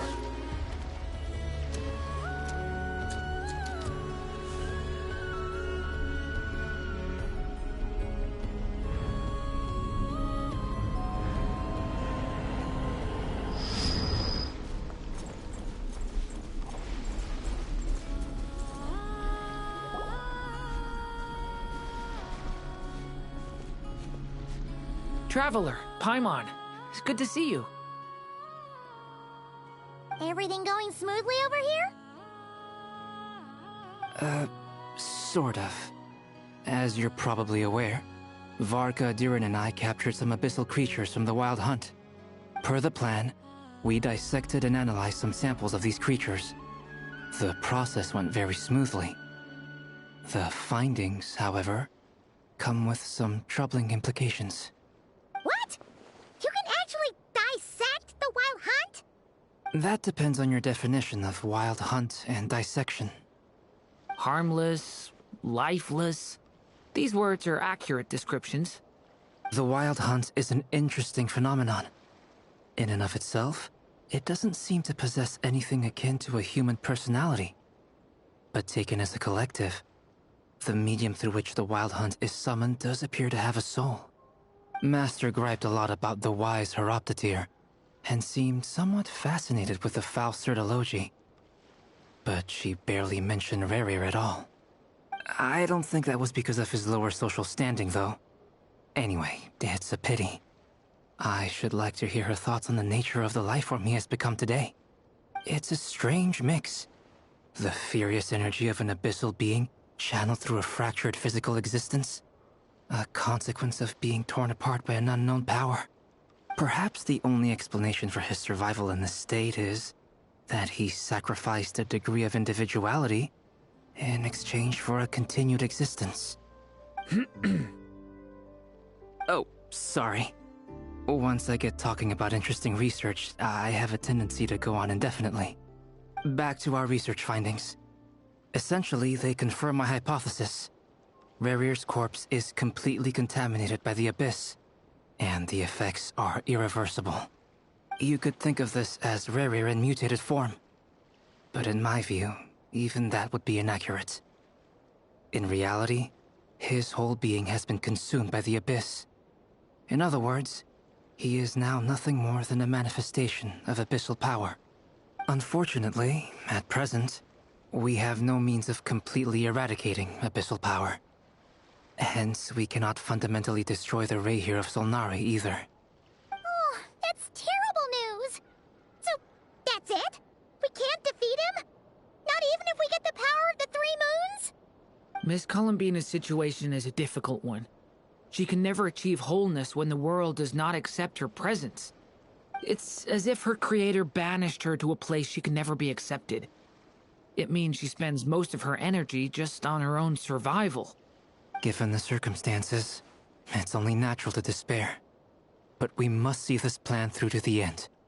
Time to kick off the backup plan. Oh, Paimon almost forgot! This is for you. Dory asked us to bring it. Ah, how wonderful. Well, thank you for making the trip. Durin and I will be heading off shortly. I'm sorry I won't be there to protect you in person this time. Please be careful.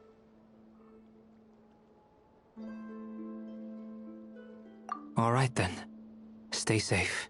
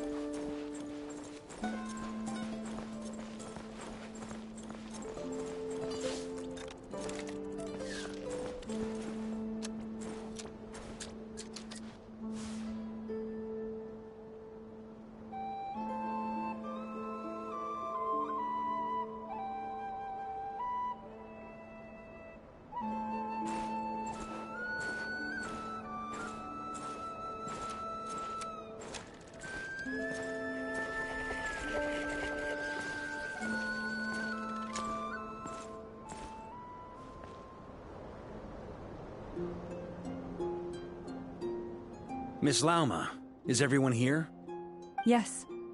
The fate of my flock is in your hands, Grandmaster Varka. Please keep them safe. My lady, what are you saying? Within the next 24 hours, we will face the biggest crisis the world has ever seen. This is not a burden that we deserve to bear, but I believe that we reap what we sow in this life. So I intend to act. I must do what I think is right. For me, that means fighting for the future of Nod-Krai. This gentleman is the Grand Master of the Knights of Favonius, Varka, Knight of Boreas. In my absence, please follow his lead. Hey, everyone. Guess should introduce myself. Well, to start with, I know my way around a battlefield.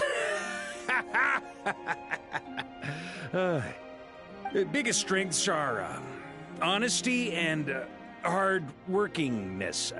Anyway, point is, I don't intend to let Lauma down.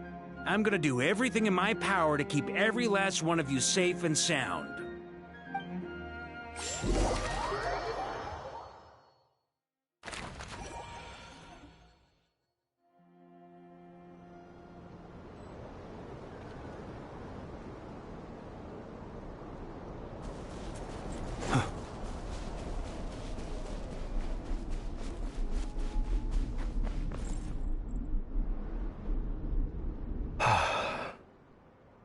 something on your mind? Miss Columbina, was it? I believe that's how the others addressed you. That's right. Names are funny things. Have you always been called Dainsleif? Yes. I take it your own name has a more complicated history. I have a different relationship with names than other people. To be honest, I'm not even sure that Columbina is my name. At least, not in the same way that Dainsleif is yours. But it's what everyone calls me, and I go along with it. A lot of my life has been that way. I get so used to things that I forget to question why they are so. I never used to think much about where names come from, or what they mean to people.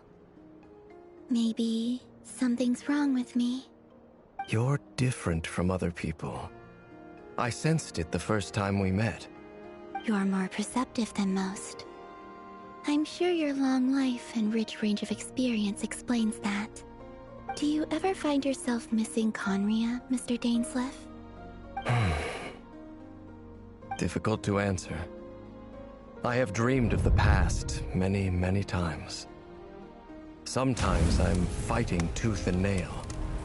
Other times I'm lying on the ground, defeated.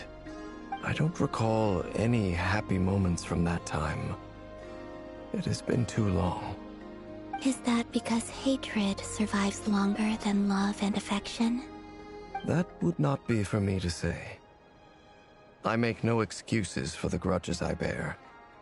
But whatever the reason, I remember little that was beautiful or sentimental. Thank you for your help with the Rerir situation. Without your efforts, I never could have learned the hidden truth of his story. You're welcome. I know he's your friend. Friend? He betrayed me. And I never really understood what he was going through in life. Some friendship, that is. Okay. So, do you plan to fight him with us? You see, you're torn. Now you know what really happened. You see the things he's done in a new light. I need some time. Of course. I completely understand.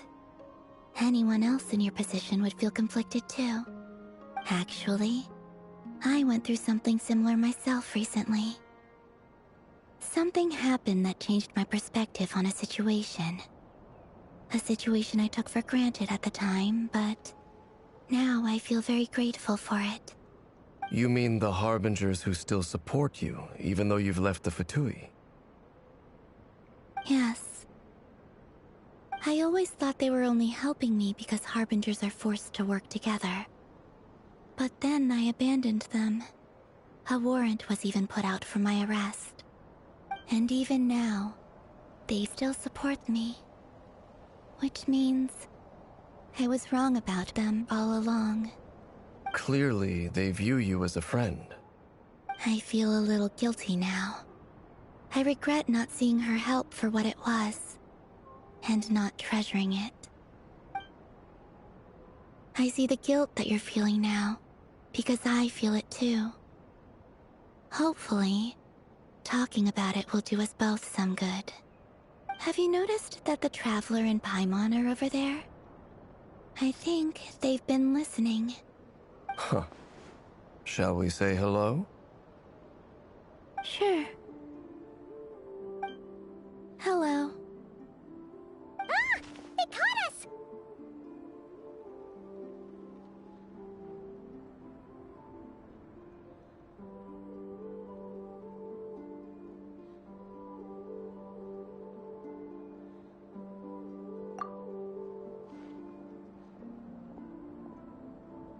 I apologize for making you worry.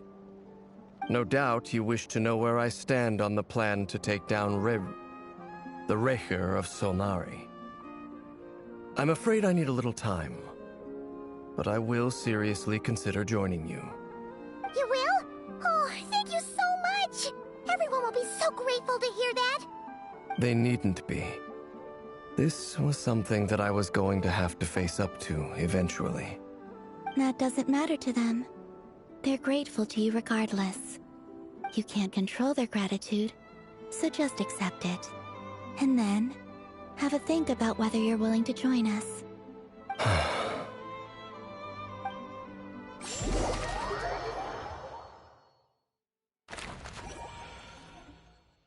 It's nearly showtime!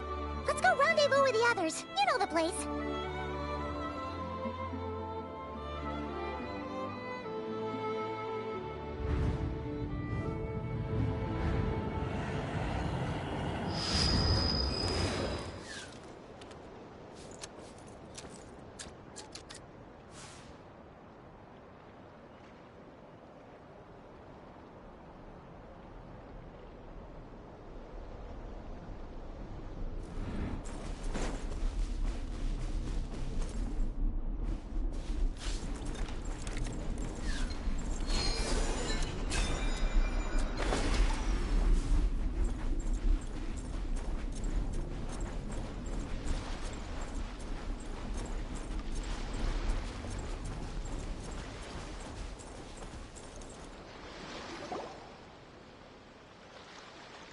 Ah, you're earlier than I expected.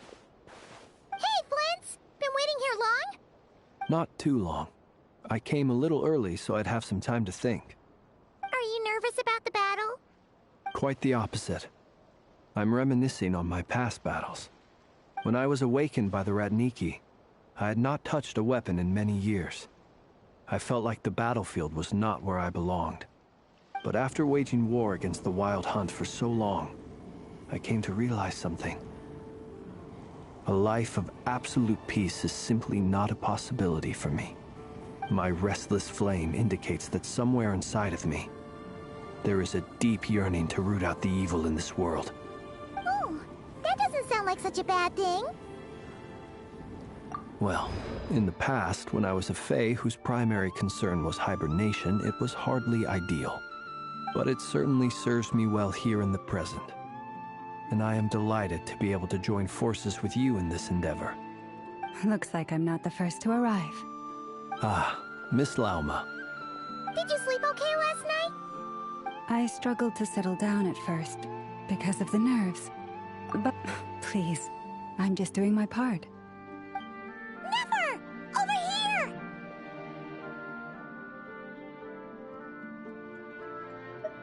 Aino asked me to relay a message. She said Anefa will be on high alert and keep a close watch over all secondary districts where defense is required, providing support as necessary. Meanwhile, Aino herself will provide range support to us directly, using her latest invention. Excellent. My thanks to all involved. The chest set's looking a little unstable. It won't hold him much longer. We should be prepared to engage at a moment's notice. No sense sitting around waiting. Let's make the first move while we still have the option. I agree. Paimon, find a safe hiding place. Got it! Be careful, Traveler! I will.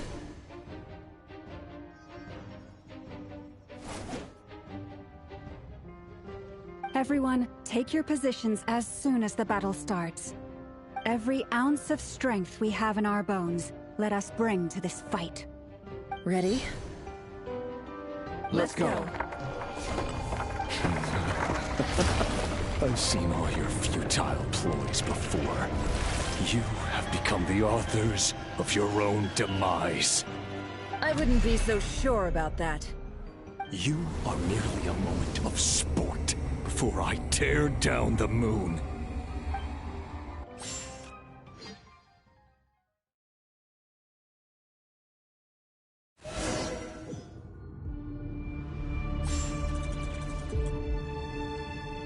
Stay. Let me help you guys. Eat this!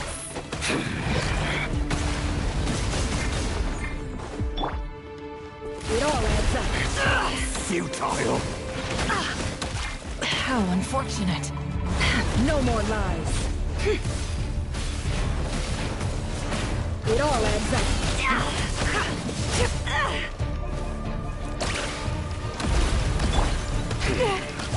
Pathetic! You poor lost lamb. Steady now. Close your eyes. Do you fear the dark? The moonlight betrays you. No more left. Let's see what you're made of.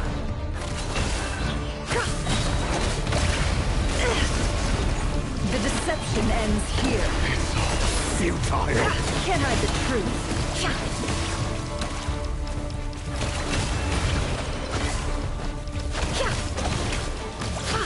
Leave this place for the everlasting forest. Hunt them down. Move. Be silent. Futile. Hunt them down. Dark. The moonlight betrays you. Observe. Close your eyes. Hunt them down. Too dust. The moonlight betrays you.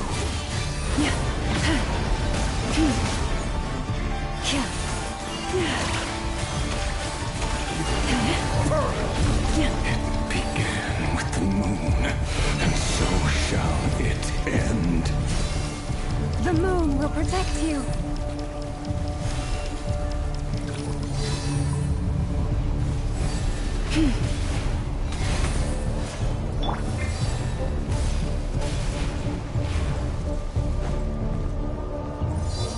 Be silent.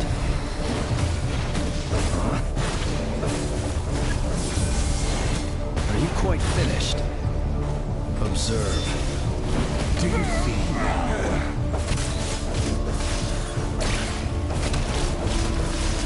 Be silent from here. When will it be as you foretold?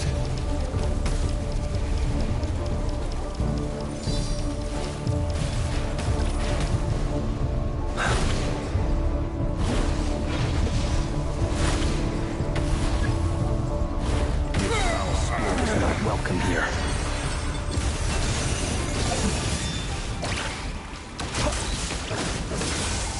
Close your eyes. Night falls. Bombs away!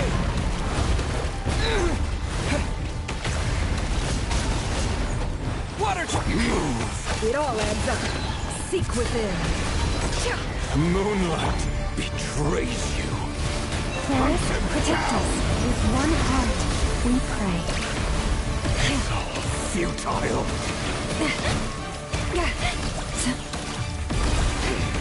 Pathetic hunting down. A grave transgression.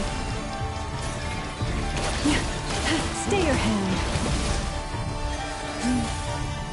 Move.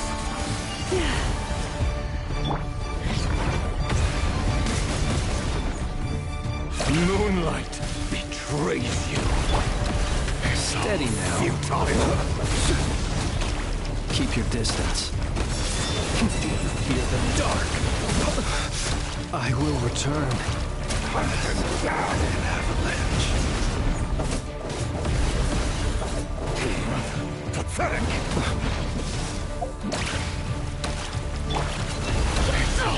Futile. Hunt them down. It all falls into place. Move. No more lies. Pathetic. It all adds up.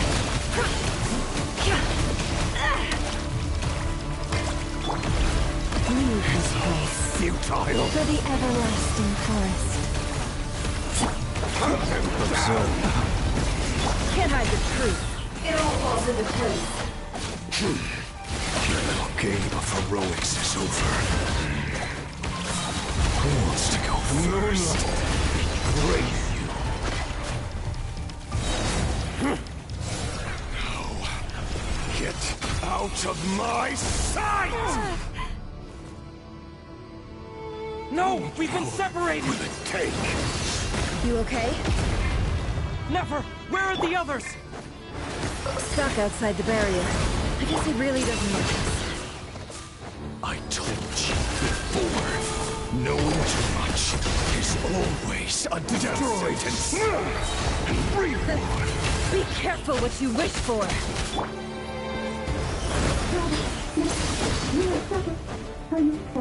Lauma! Can you hear me? Hold on, silence. The voices are gone. At least I know they're still there. I need to focus. Stick to the plan. Remember my most important task. Just keep stalling him. If I can stall him for long enough, the moment will come.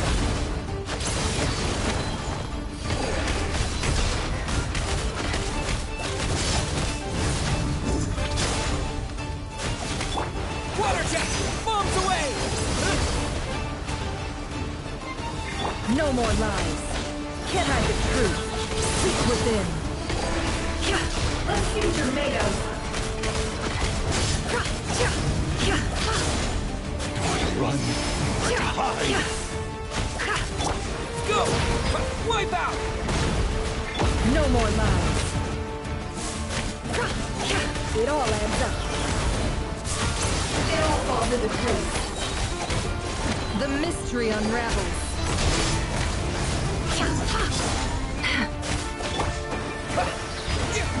Can't hide the truth.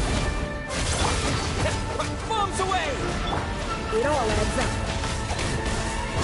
How unfortunate. Can't hide the truth. Time to come clean.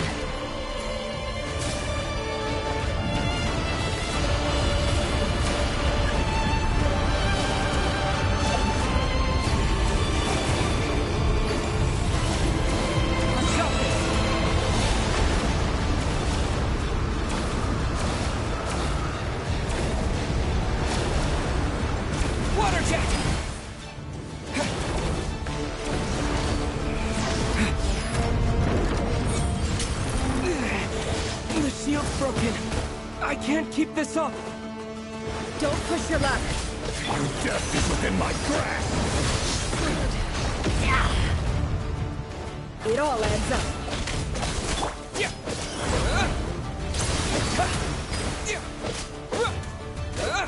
Can't hide the truth. The deception ends here. Bombs away! No more lies. It all adds up.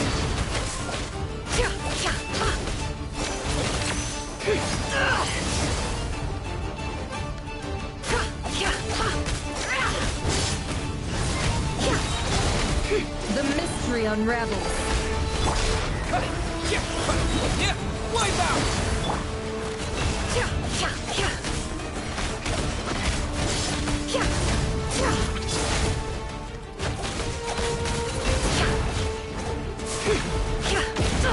Absurd. Can't hide the truth. Seek within.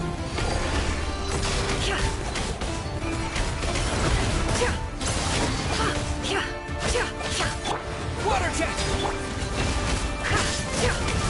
Let's see tomatoes.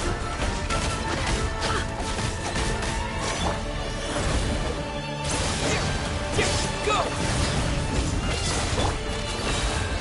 The mystery unravels.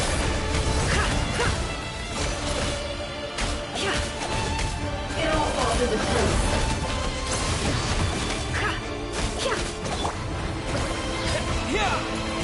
It all adds up. Shame. Can't hide the truth.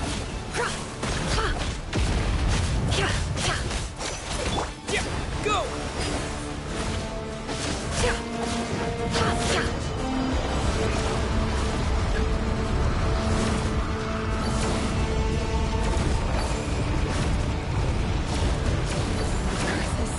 There's no other way.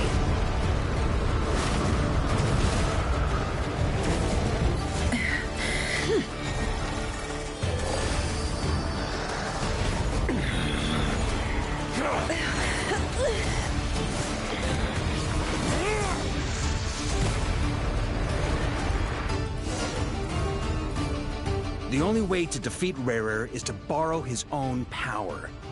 That means Columbina will have to disappear while you two bear the brunt of his attacks.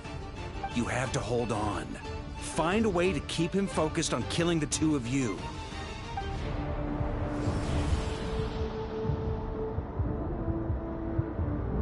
Never!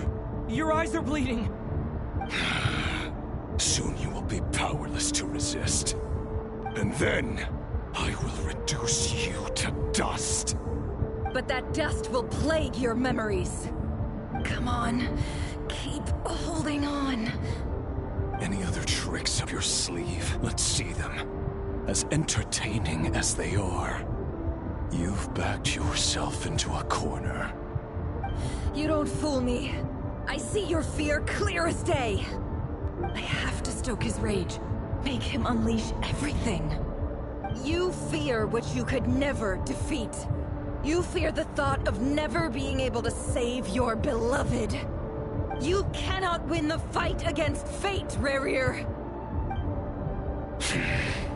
Is that what you think? Well, now it's your turn to feel afraid!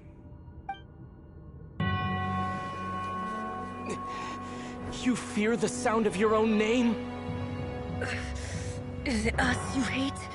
Or is it what you've become? Let's see what becomes of you!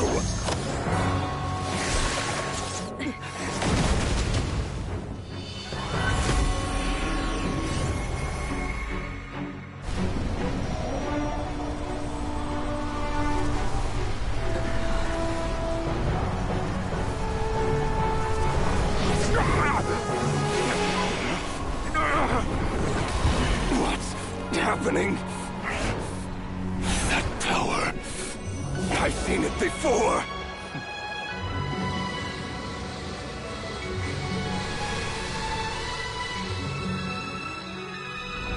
His power is on another level. We'll need to use an alchemical array to convert his power into a usable form. Then quickly channel it into Columbina, rendering her powerful enough to compete with him. I'll join you. I can help. If I release enough abyssal energy into a confined space, it'll create a potential difference, allowing us to extract a huge amount of elemental energy.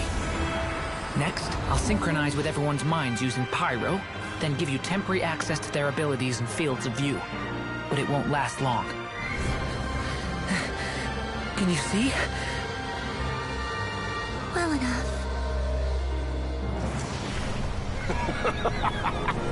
So, we have a student of Gold Rheindotter in our midst. How about that?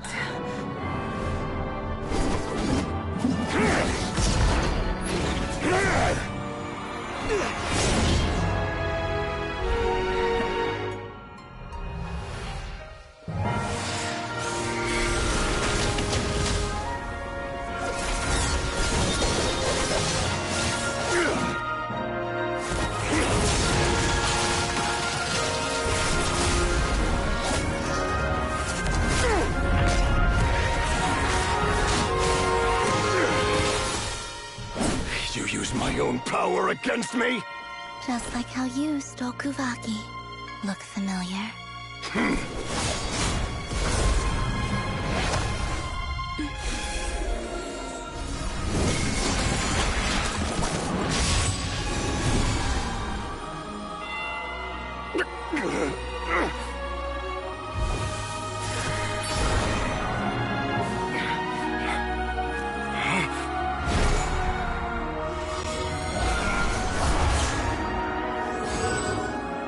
Don't you realize? You don't have the power to hold that gate open! I don't, but someone else does.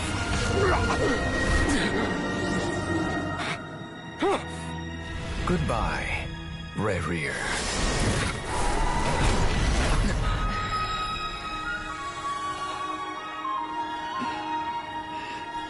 We won.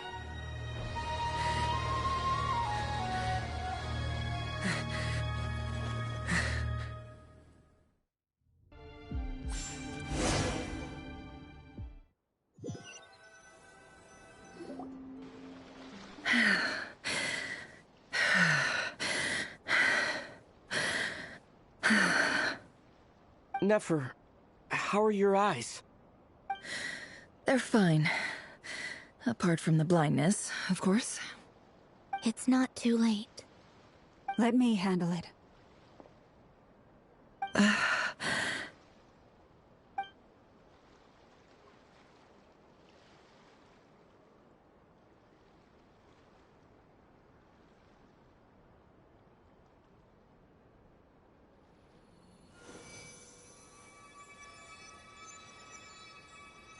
Miss Nefer, it's not like you to lose your composure. That was the most reckless thing I've ever seen you do. Reckless how? The situation was critical. Our lives were at stake. We had to do something. Even so. Okay. I guess you're right. Under the circumstances, it was a wise decision. You traded your eyes for an incredible victory. In business terms, I suppose that's a huge return on investment. I'd be hard-pressed to argue otherwise.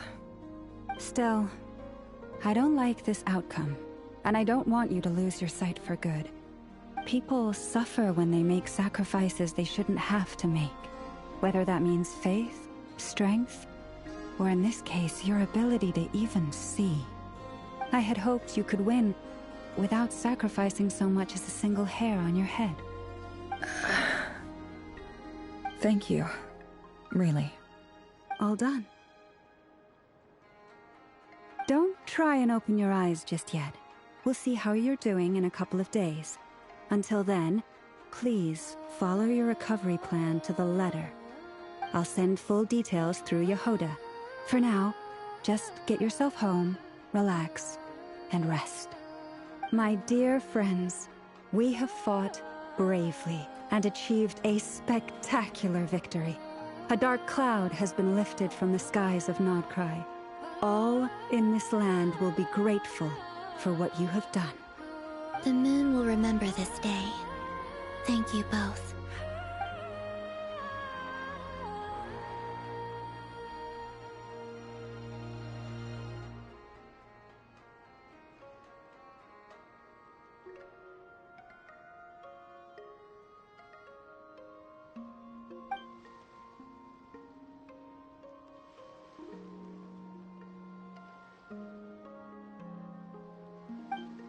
There's something I want to let you know. What is it? When Durin connected everyone's minds so I could access their powers, I also felt everything they felt. And since Nefer's eyes were injured, my eyes are hurting now too. Huh. Hold on. Let me try. I only feel the pain. There's no actual damage. I just thought I should tell you. You're right. There's no damage. That's a relief.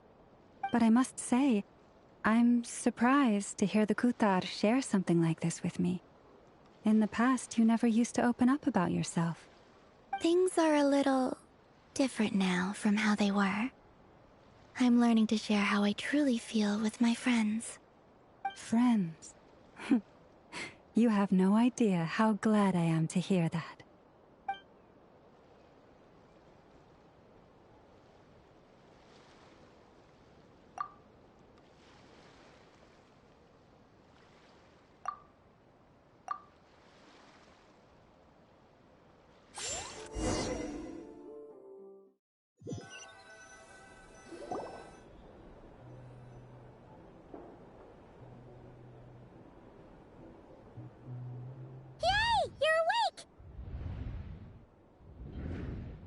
How are you feeling? Any aches and pains? Did you sleep well? I'm doing all right, Paimon. No need to worry about me. Phew! Well, that's good. Paimon's been sitting on the edge of the bed worrying about you for ages. You slept a whole day and night. Poor Paimon had to eat all by her lonesome. Glad to hear you didn't starve. How was the food? Well, it wasn't the same without you there to share it. Honestly, Paimon just can't relax when you're not your usual self. She couldn't enjoy the food and settle down to sleep. Well, I'm back to normal now. Oh yeah, and Albedo swung by earlier. He said to tell you to head to the tavern when you woke up. Varker and the others are organizing a victory feast and they want to celebrate with you. He also dropped off some medical supplies, but you seem fit as a fiddle, so guess you won't be needing those. If you're feeling up to it, let's head over now. Wouldn't want to keep them waiting.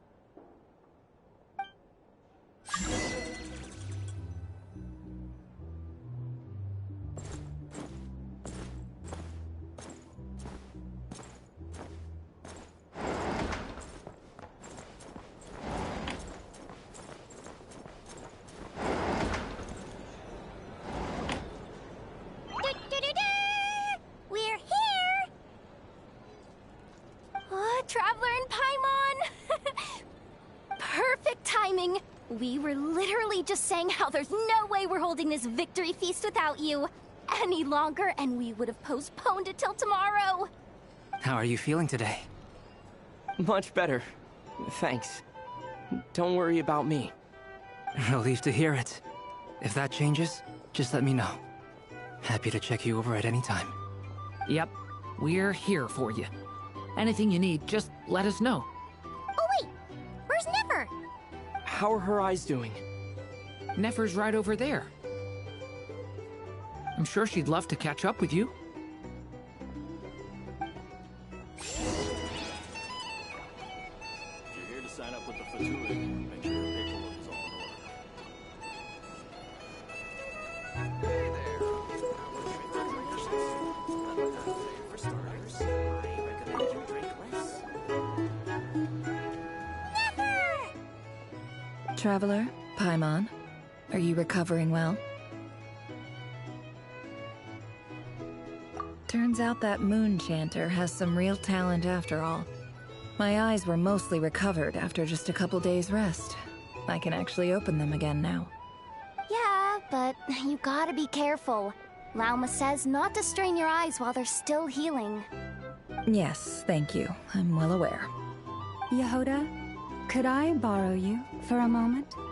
I could do with an extra pair of hands. Oh, sure. Coming.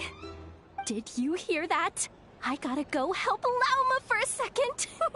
You guys chat among yourselves. I'll grab us some drinks on the way back. Paimon, you still like 'em sweet? You bet. Make it extra sweet, because Paimon's earned it. Sure thing.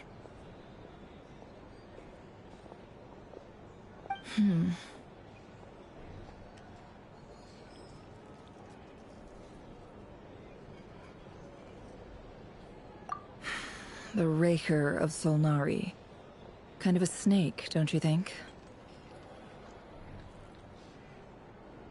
No, definitely a snake. A poisonous one who spewed his venomous hatred everywhere. Anyone who seeks revenge out of hatred for other people has become a snake. That's something my dad used to say.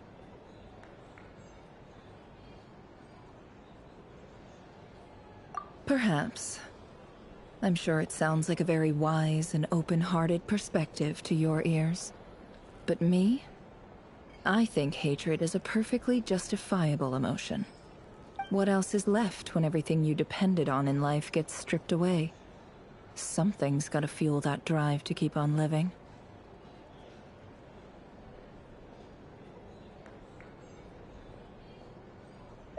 If you're worried about me, you can nip that in the bud.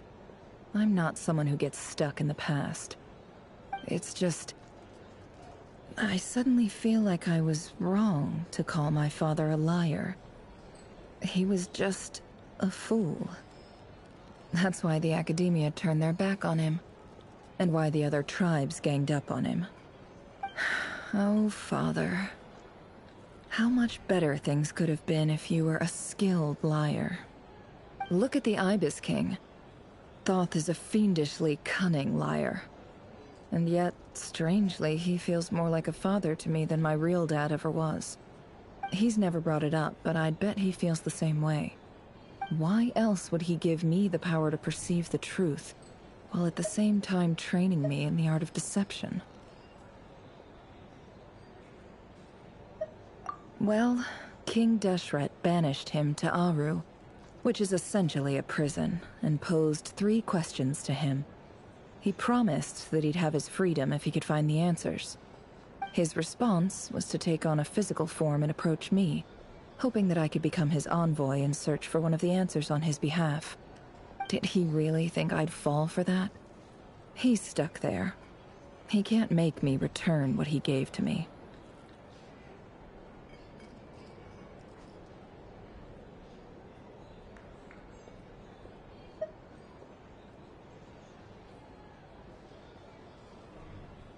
So that's enough for you to decide he's nice, is it?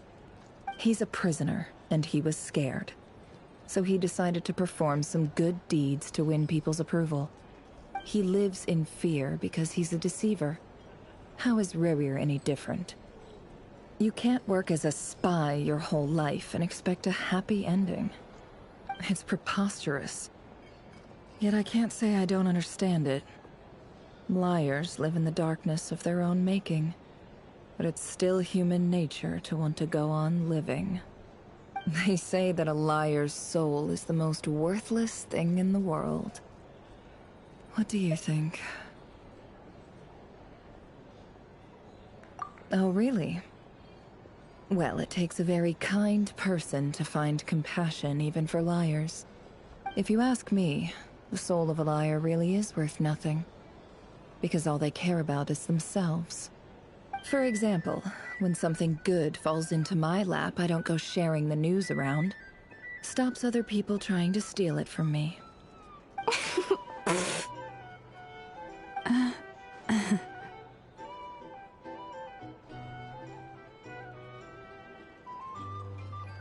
So be it. They have sharp ears. I can't keep anything from them.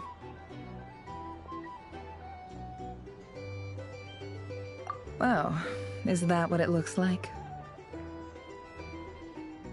Well, you all know my past now, and I can't simply eliminate everyone who knows too much.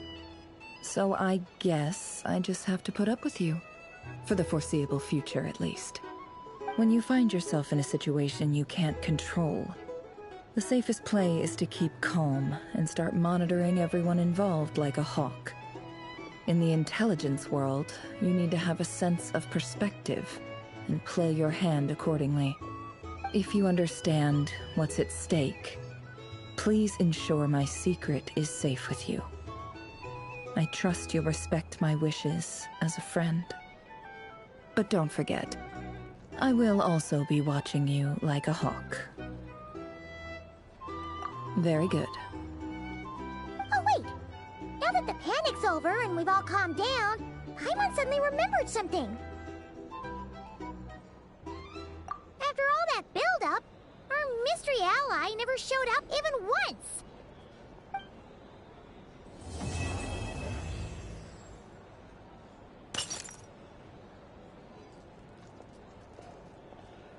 Huh? Am I imagining things?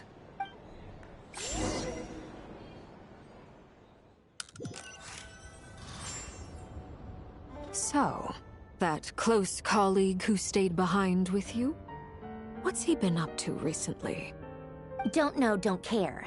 I get more normal human interaction from hanging out with Bosco 2 than him. Although, now you mention it, he hasn't bothered me in a while. I wonder if... If he's disappeared without a trace, it's the biggest gift he ever gave to the world. But I somehow doubt that's what's going on. He won't lie low forever. So we'd better stay on guard.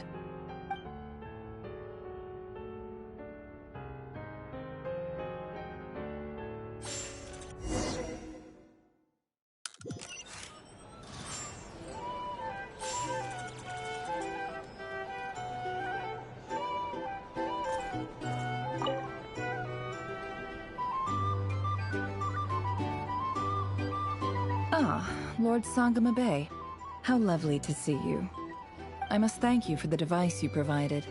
It was an enormous help. Would I be right in thinking that it was developed by the Academia? Why come and ask me when you clearly know already? I mostly came to thank you. That's more like it. A little gratitude goes a long way with Lord Sangama Bay. Play your cards right, and you might even stand a chance of becoming my long-term supplier.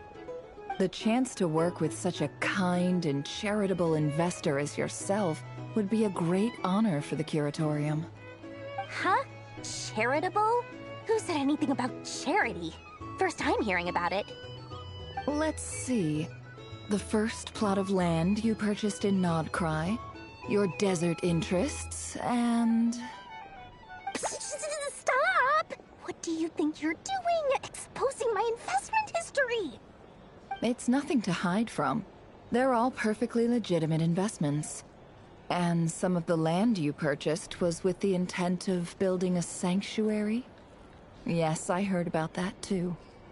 How did you... You're a curious case, Lord Sangama Bay. You don't like people finding out about your good deeds, do you? But I'm afraid no matter how hard you try to keep things under wraps, where there's a will, there's a way. You did it for Sumeru, didn't you? It was empty land that was gonna go to waste otherwise. I figured if I built something there, it might at least get some use in an emergency. Disasters are capricious things.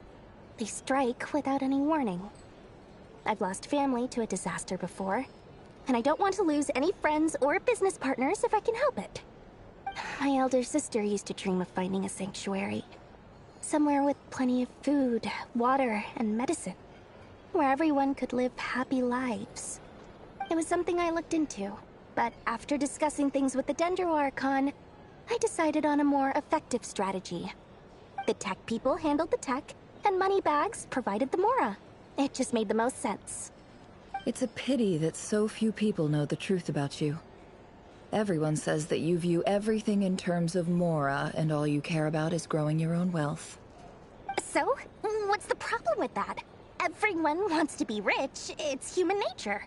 So yes, I love Mora, and it's nothing to be ashamed of. But surely you have dreams of your own beyond just making Mora. You don't get it, do you? My dream is to invest in other people's dreams.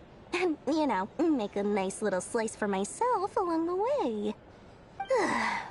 Just thinking about it makes me happy. That sweet, sweet sound of Mora. Thank you. For the device? And the pendant. Oh, that. I was just returning a favor. Don't worry about it. Seems like we've both been away from home for a very long time. Yeah. So long that I barely remember what my family even looked like. That would be your mother, father, and sister? Yeah, though it's been years since my sister passed away. It's not like I want to forget them, obviously, but memory can be even more ruthless than the most calculating business person. Beyond a certain point, if something isn't helping you, it just gets rid of it. My sister can't help me now. Slowly but surely, her face is fading from my mind's eye. It's become a vague impression. Not everything will fade. When loved ones pass away, the beautiful memories are the ones that last the longest. Yeah, that's true. If you ask me, that's the one silver lining in all of it. Well, that, plus, I'm sure that life is much better now than it was back then. Oh, absolutely. I have tons of Mora, a big beautiful house, business is booming, and I'm as happy as can be. You've got a lot going for you too. Boss of the Curatorium of Secrets? I'm sure there's plenty of Mora to be made in that line of work. I appreciate the vote of confidence.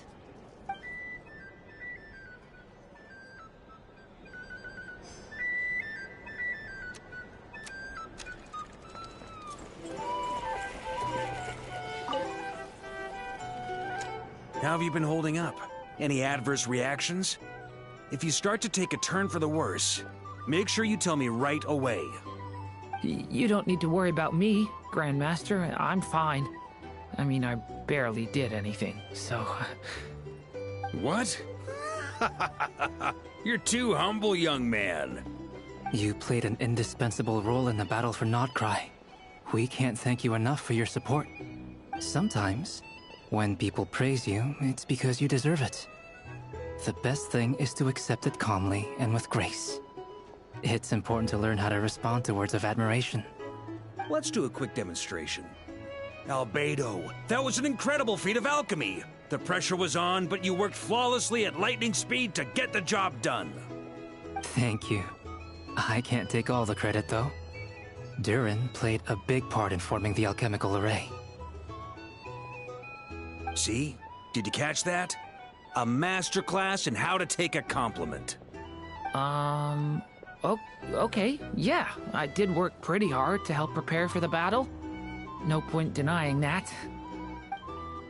Hey, you guys! Hey, look who's bounced back. Looking good, Traveler. Seems like you've recovered. You won't need to take any more medication. Can I get you a drink? Huh? You know how to order at a bar now? You've sure learned a lot recently. Handling a drinks order is ridiculously simple compared to alchemy. Don't worry, I'll blend into society yet. Paimon believes it. You're clearly a fast learner, just like your brother. To be totally honest, though, Paimon didn't quite follow all the details when you first explained the plan to us. Don't worry, that's completely understandable. Unless you're a student of alchemy, it's hard to grasp the principle and how the process works. To put it in the simplest terms, we saw how our enemy stole the power of Kuvaki, and that gave us the idea of stealing his power to turn it against him. When facing an enemy you have no hope of defeating, it's best not to engage them in battle. So, instead of looking for a way to overpower him, we decided to help Columbina get strong enough to at least stand up to him in a fight. For this to work, we had to analyze his modes of attack, confirm who his main target was, and make sure that he wouldn't go beyond the range of the alchemical array. For added security, we prepared a total of 4 arrays. But to mitigate the impact of the battle, we identified one location in particular as the ideal spot, which is where the confrontation took place. The alchemical array absorbed his abyssal power. Then Durin processed it to render it usable by Columbina. That power enabled her to do what would otherwise have been nigh on impossible. What surprised me was that Dainsleif actually agreed to join us. Given his history with Rerir, he had every right to sit this one out. But we're extremely grateful for the decision he made. It must have been a painful choice to make. But I'm sure that making a decision was far better for him than staying in limbo. Absolutely. He was torn between 2 paths, but in the end, he made his choice and stuck to it resolutely. He doesn't strike me as the sort of person who'd stay trapped in limbo for long. Anyway, however you cut it, everyone gave a stellar performance. And now, it's time to kick back and celebrate.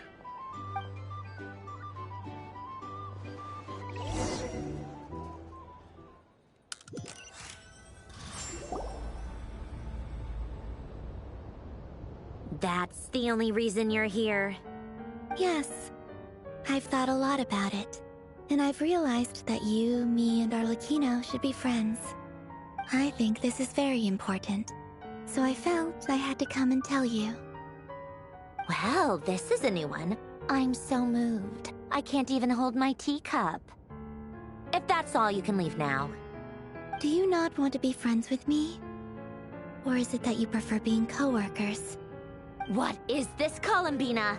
Are you deliberately testing my patience threshold? Right now, my politeness module is active. But if you say another word, I swear I'll shut it down. If your politeness module was active, wouldn't you say the word please at some point? Paulownia, please see Lady Columbina to the door. Will you still invite me to your next tea party? What? Yes, I think you will. Bye-bye, dear Sandrone.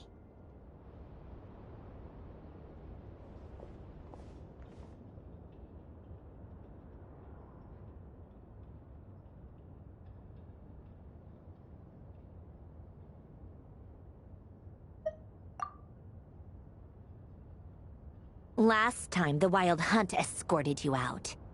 Would you rather I handled it myself this time? We just wanted to, see how you were doing now that it's all over. Why? Out of concern for my safety? I hope you didn't seriously think that the Rahier of Solnari would be able to lay so much as a finger upon me, given how prepared I was. Mostly because you kind of helped us out, so we just wanted to check you were okay. Looks like all your robots are fixed, huh?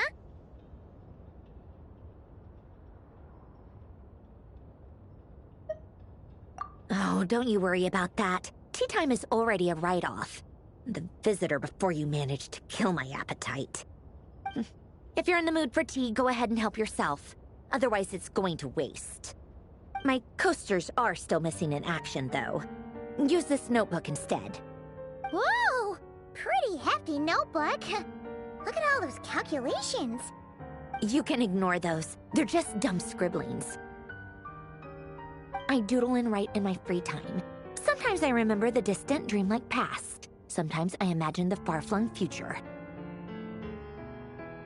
And other times, I grit my teeth and note down all the crazy nonsense going on in the present. Some people do the crosswords in the newspaper. This is my equivalent of that. Trying to predict the future is like daydreaming.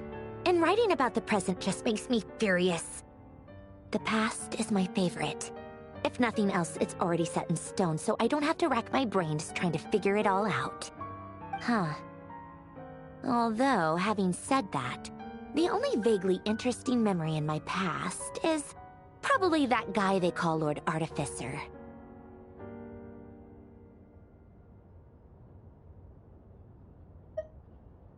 Who else? Pretty much all the mecha in Fontaine are his personal handiwork. Wait, are you saying you know him? Like, personally? As a friend? I mean, I guess we were friendly enough. Yep. In fact, I'm probably the only normal person left who knew him at all. We used to chat occasionally back when he was still around. Before he passed away, he asked me to destroy all his manuscripts. I honored his request, but I did read through everything first before destroying them. I mean, I couldn't let the genius of Lord Artificer Alain Guillotin disappear like that. Would have been such a waste. So, that's where the formulas in your notebook are from? I just told you. Those are my equivalent of crossword puzzles. They're just dumb formulas that I solve for fun when I'm bored. Alain's work was like epic poetry. The formulas in my notebook are just silly little riddles in comparison. Not that there's anything bad about them. I mean, at least, solving those riddles isn't going to hurt anyone. Except me, 'cause I lose a few brain cells in the process. Anyway, while we're on the topic, I might as well tell you about what happened to him and his friends. Alain Guillotin had two close buddies, Renee and Jacob. They spent their childhood years together in the Narzissenkreuz Institute. They were all quite competitive, so there was some rivalry between them. But it was a friendly rivalry. But beneath the friendship and the rivalry ran something deeper, a sense of nostalgia for the past. Unfortunately, childhood would end. The prophecy would come true. The apocalypse would arrive, and the future would never be. A mad dream that would normally only capture the minds of lunatics began to take root in their hearts. A dream of saving the world. And if Renee and Alain had been people of lesser wits, that dream would probably have ended up as something for them to joke about in their older years. But alas, they were some of the sharpest minds around. They nurtured that dream with the full power of their intellect, and it grew into something that ate away at their souls. The first of them to fall under its spell was Renee. Against Alain's wishes, he persisted in experimenting on a mutual friend of theirs to try and save their life. Alain did not approve and parted ways with Renee. It's complicated. Alain wanted to believe that Renee only did what he did for the sake of their friendship. But when he told me about what happened, I could tell he still had some suspicions about Renee's motives. Perhaps the seed that would grow into a nightmare had already sprouted in Renee's mind. Even then, the next time they met, Renee's soul had been completely engulfed by the dream of salvation. His futile attempt to change the tide of fate only resulted in a wave that swallowed up the world, even before the apocalypse came. And although that wave died down eventually, I hear that it just recently came back with a vengeance. As I understand, Renee wanted to live out his dream of salvation once more. But I'm told that the attempted resurgence finally died out for good. At long last, Renee awoke from his deluded dream. Though of course by then it was far too late. What do you think of Renee? Do you admire his transcendent genius? His view that any price was worth paying to achieve the lofty goal of saving the world? Or do you despise him? Dismiss him as an evil madman who wrought havoc on the lives of everyone around him as he pursued his delusional dream? Same difference, really. Just a matter of perspective.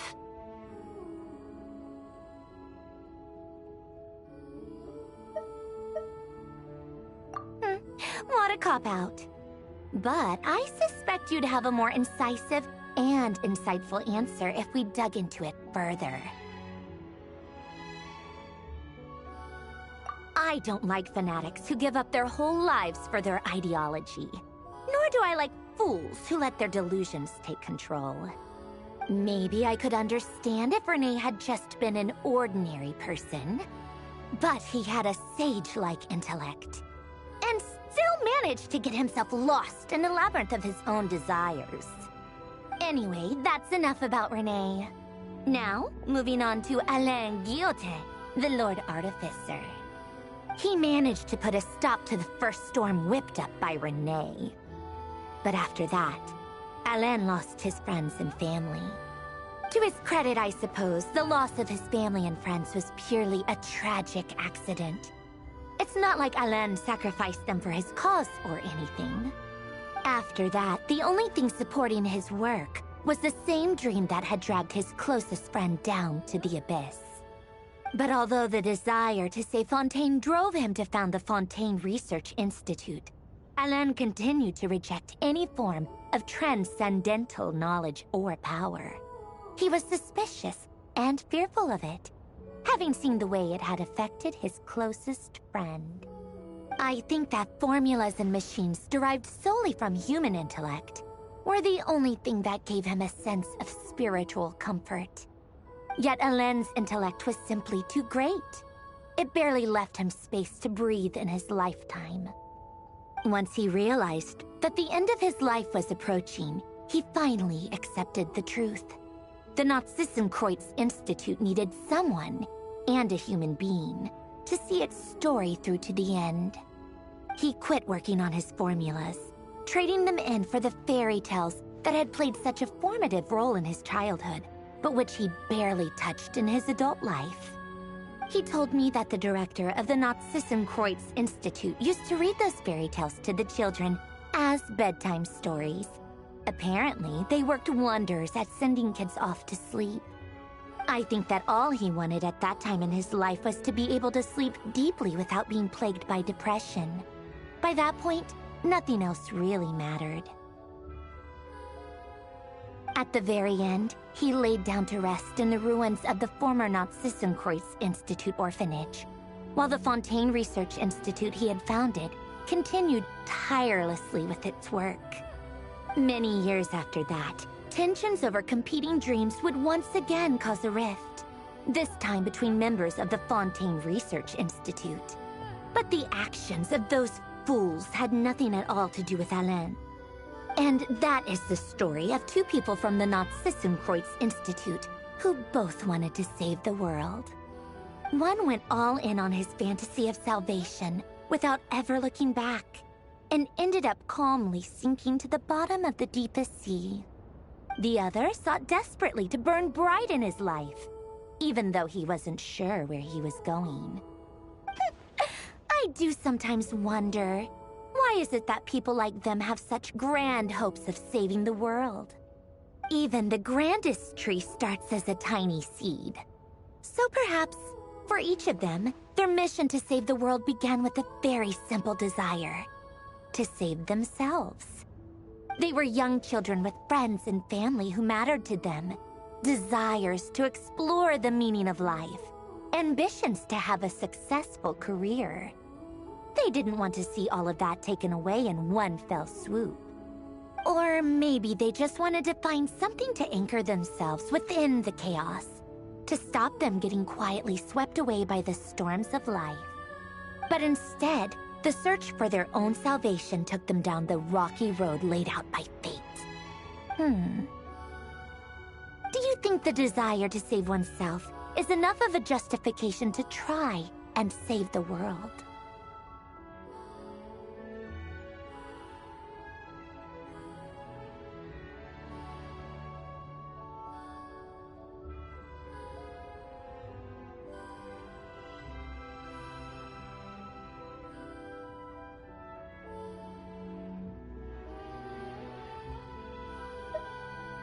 Sensible answer.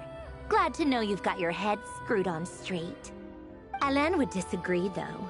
I asked him the same question back when he was in his prime, putting all of his energy into his work. Yes, it's enough. No elaboration, just a quick, short answer before getting right back to his work. He was always that way. All right, tea time's over. I owe Arlecchino a favor for telling me these stories. I'll have to bring a whole sack of gifts the next time I visit the House of the Hearth. I'm gonna go tinker with Polonia now. You guys can do whatever you want, as long as it doesn't involve interrupting me. Polonia, exit hibernation mode. Begin diagnostics.